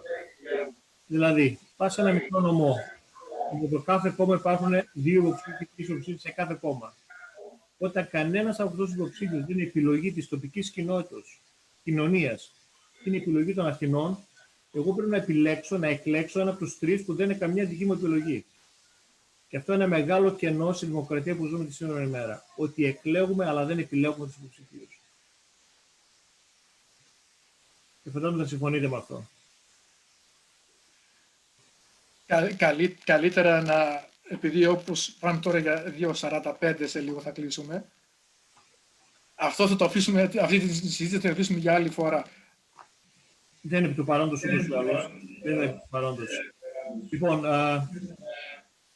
θα ήθελες και κάποια κυρία, θα προτιμώ στο κόσμο και κάποια κυρία να κλείσει την σημερινή εκδήλωση με ένα αποχαιρετισμό. Εγώ σας ευχαριστώ όλους, πραγματικά. Ήταν μια υπερπροσπάθεια κάτω από τις σημερινές συνθήκες. Νομίζω ότι πήγαμε καλά, η τεχνολογία μας βοήθησε αρκετά. Υπήρχαν τα κενά και τα δικά μου τα λάθη, ομολογώ, δεν είναι αλάθος. Αλλά από εκεί πέρα νομίζω ότι ανοίξαμε και μια νέα προοπτική, ώστε τέτοιου είδους συζητήσεις, συνέδρια, εκδηλώσεις να γίνονται πιο συχνά, πιο μαζικά, γιατί έτσι μπορούμε να συγκεντρώσουμε όχι δεκάδες κόσμο, αλλά και εκατοντάδες και ακόμα χιλιάδες κόσμο. Και το γεγονός ότι αυτό γίνεται broadcast από το Facebook, από το YouTube, θα μας σκοπτεί και να πούμε και στη συνέχεια, διότι έχει πάρα πολύ κόσμο και να συμμετέχει και ουσιαστικά να ενημερωθεί. Μία πρόταση να γίνει μία επιτροπή έτσι από την Παμποντιακή, η οποία θα μπορούσε τουλάχιστον μια φορά το μήνα να κάνει μια τέτοια συνάντηση με τα διάφορα στελέχη Αυστραλία, Ελλάδα, Ευρώπη που πραγματικά ενδιαφέρονται και θα μπορούσε έτσι να γίνει κάποιος συντονισμός που θα μπορούσε να προχωρήσουμε πιο καλύτερα όλοι μαζί. Αυτή είναι κάποια πρόταση από μένα και εύχομαι να την τηρήσουμε. Οπωσδήποτε. Η επικοινωνία είναι το παν.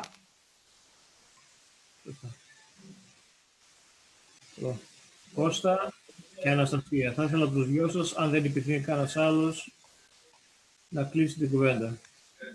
Εγώ απλά κλείνοντας θα ήθελα να πω ένα μεγάλο ευχαριστώ για όσους συνέβαλαν σε αυτή την προσπάθεια και πραγματικά ήταν πάρα πολύ δύσκολη. Σαν πρώτη φορά όμως νομίζω ότι καταφέραμε κάτι πολύ σημαντικό και μαζί με αυτό έχουμε αποκτήσει μια εμπειρία που θα μας βοηθήσει μελλοντικά. Στους ομιλητές, στον Θεοφάνη και στον Κυριάκο, ένα μεγάλο ευχαριστώ επίσης. Ένα προσωπικό, στον καλό μου φίλο τον Παναγιώτη τον Διαμαντή, που είχα την τύχη και την τιμή να τον ακούσω και στην Αυστραλία. Σε ευχαριστώ πάρα πολύ, φίλε, και περιμένω πότε θα μας επισκεφτείς να σε ξαναγήσουμε εδώ στα δικά μας τα μέρη. Και πάλι ένα μεγάλο ευχαριστώ σε όλη την ομάδα. Εγώ ευχαριστώ για την τιμή. Ευχαριστούμε, Παναγιώτη. Αναστασία. I have the exact same sentiment as Gus. Thank you very much. It was very nice to virtually meet you, Peter. Hopefully one day our paths will cross. I do want to thank everybody even behind the scenes, because this did take a lot. It was the first time that we've done this, and I don't think it will be the last. The other thing that I would like to say is I want to give a big shout out to our youth association, who has conducted so many online events and have truly been an inspiration to us all. And not only our kids here, but I know in Australia, I know overseas, the kids have really, really done an amazing job and did not allow this pandemic to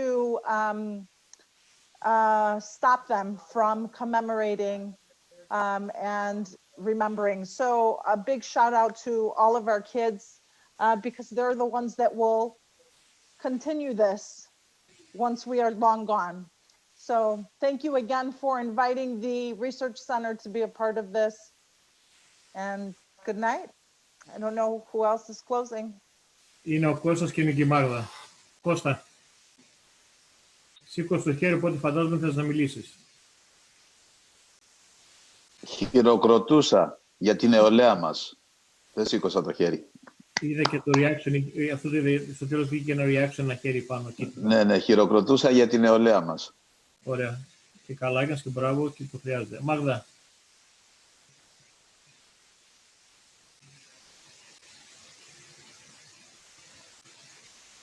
Δεν βλέπω τη Μάγδα, δεν ξέρω γιατί. Για να την κανονίζω, δεν έχω πρόβλημα.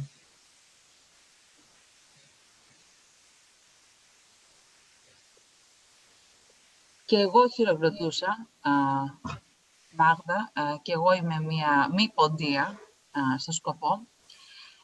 Και θα ήθελα απλά να πω ότι είναι πολύ σημαντικό αυτό που κάναμε σήμερα και καλό θα ήταν, από τη στιγμή που υπάρχει ενδιαφέρον πλέον σε αρκετές υπήρους, να προσπαθούσαμε να κρατήσουμε την επικοινωνία ανοιχτή, διότι μπορεί αυτή η πανδημία να μας έχει αποστασιοποιήσει από τα κοινά και από το να βρισκόμαστε όλοι μαζί, αλλά θεωρώ ότι είναι μια ευκαιρία να βρεθεί κόσμος κοντά και να επικοινωνήσει που πιο παλιά μπορεί να μην μπορούσε να το κάνει.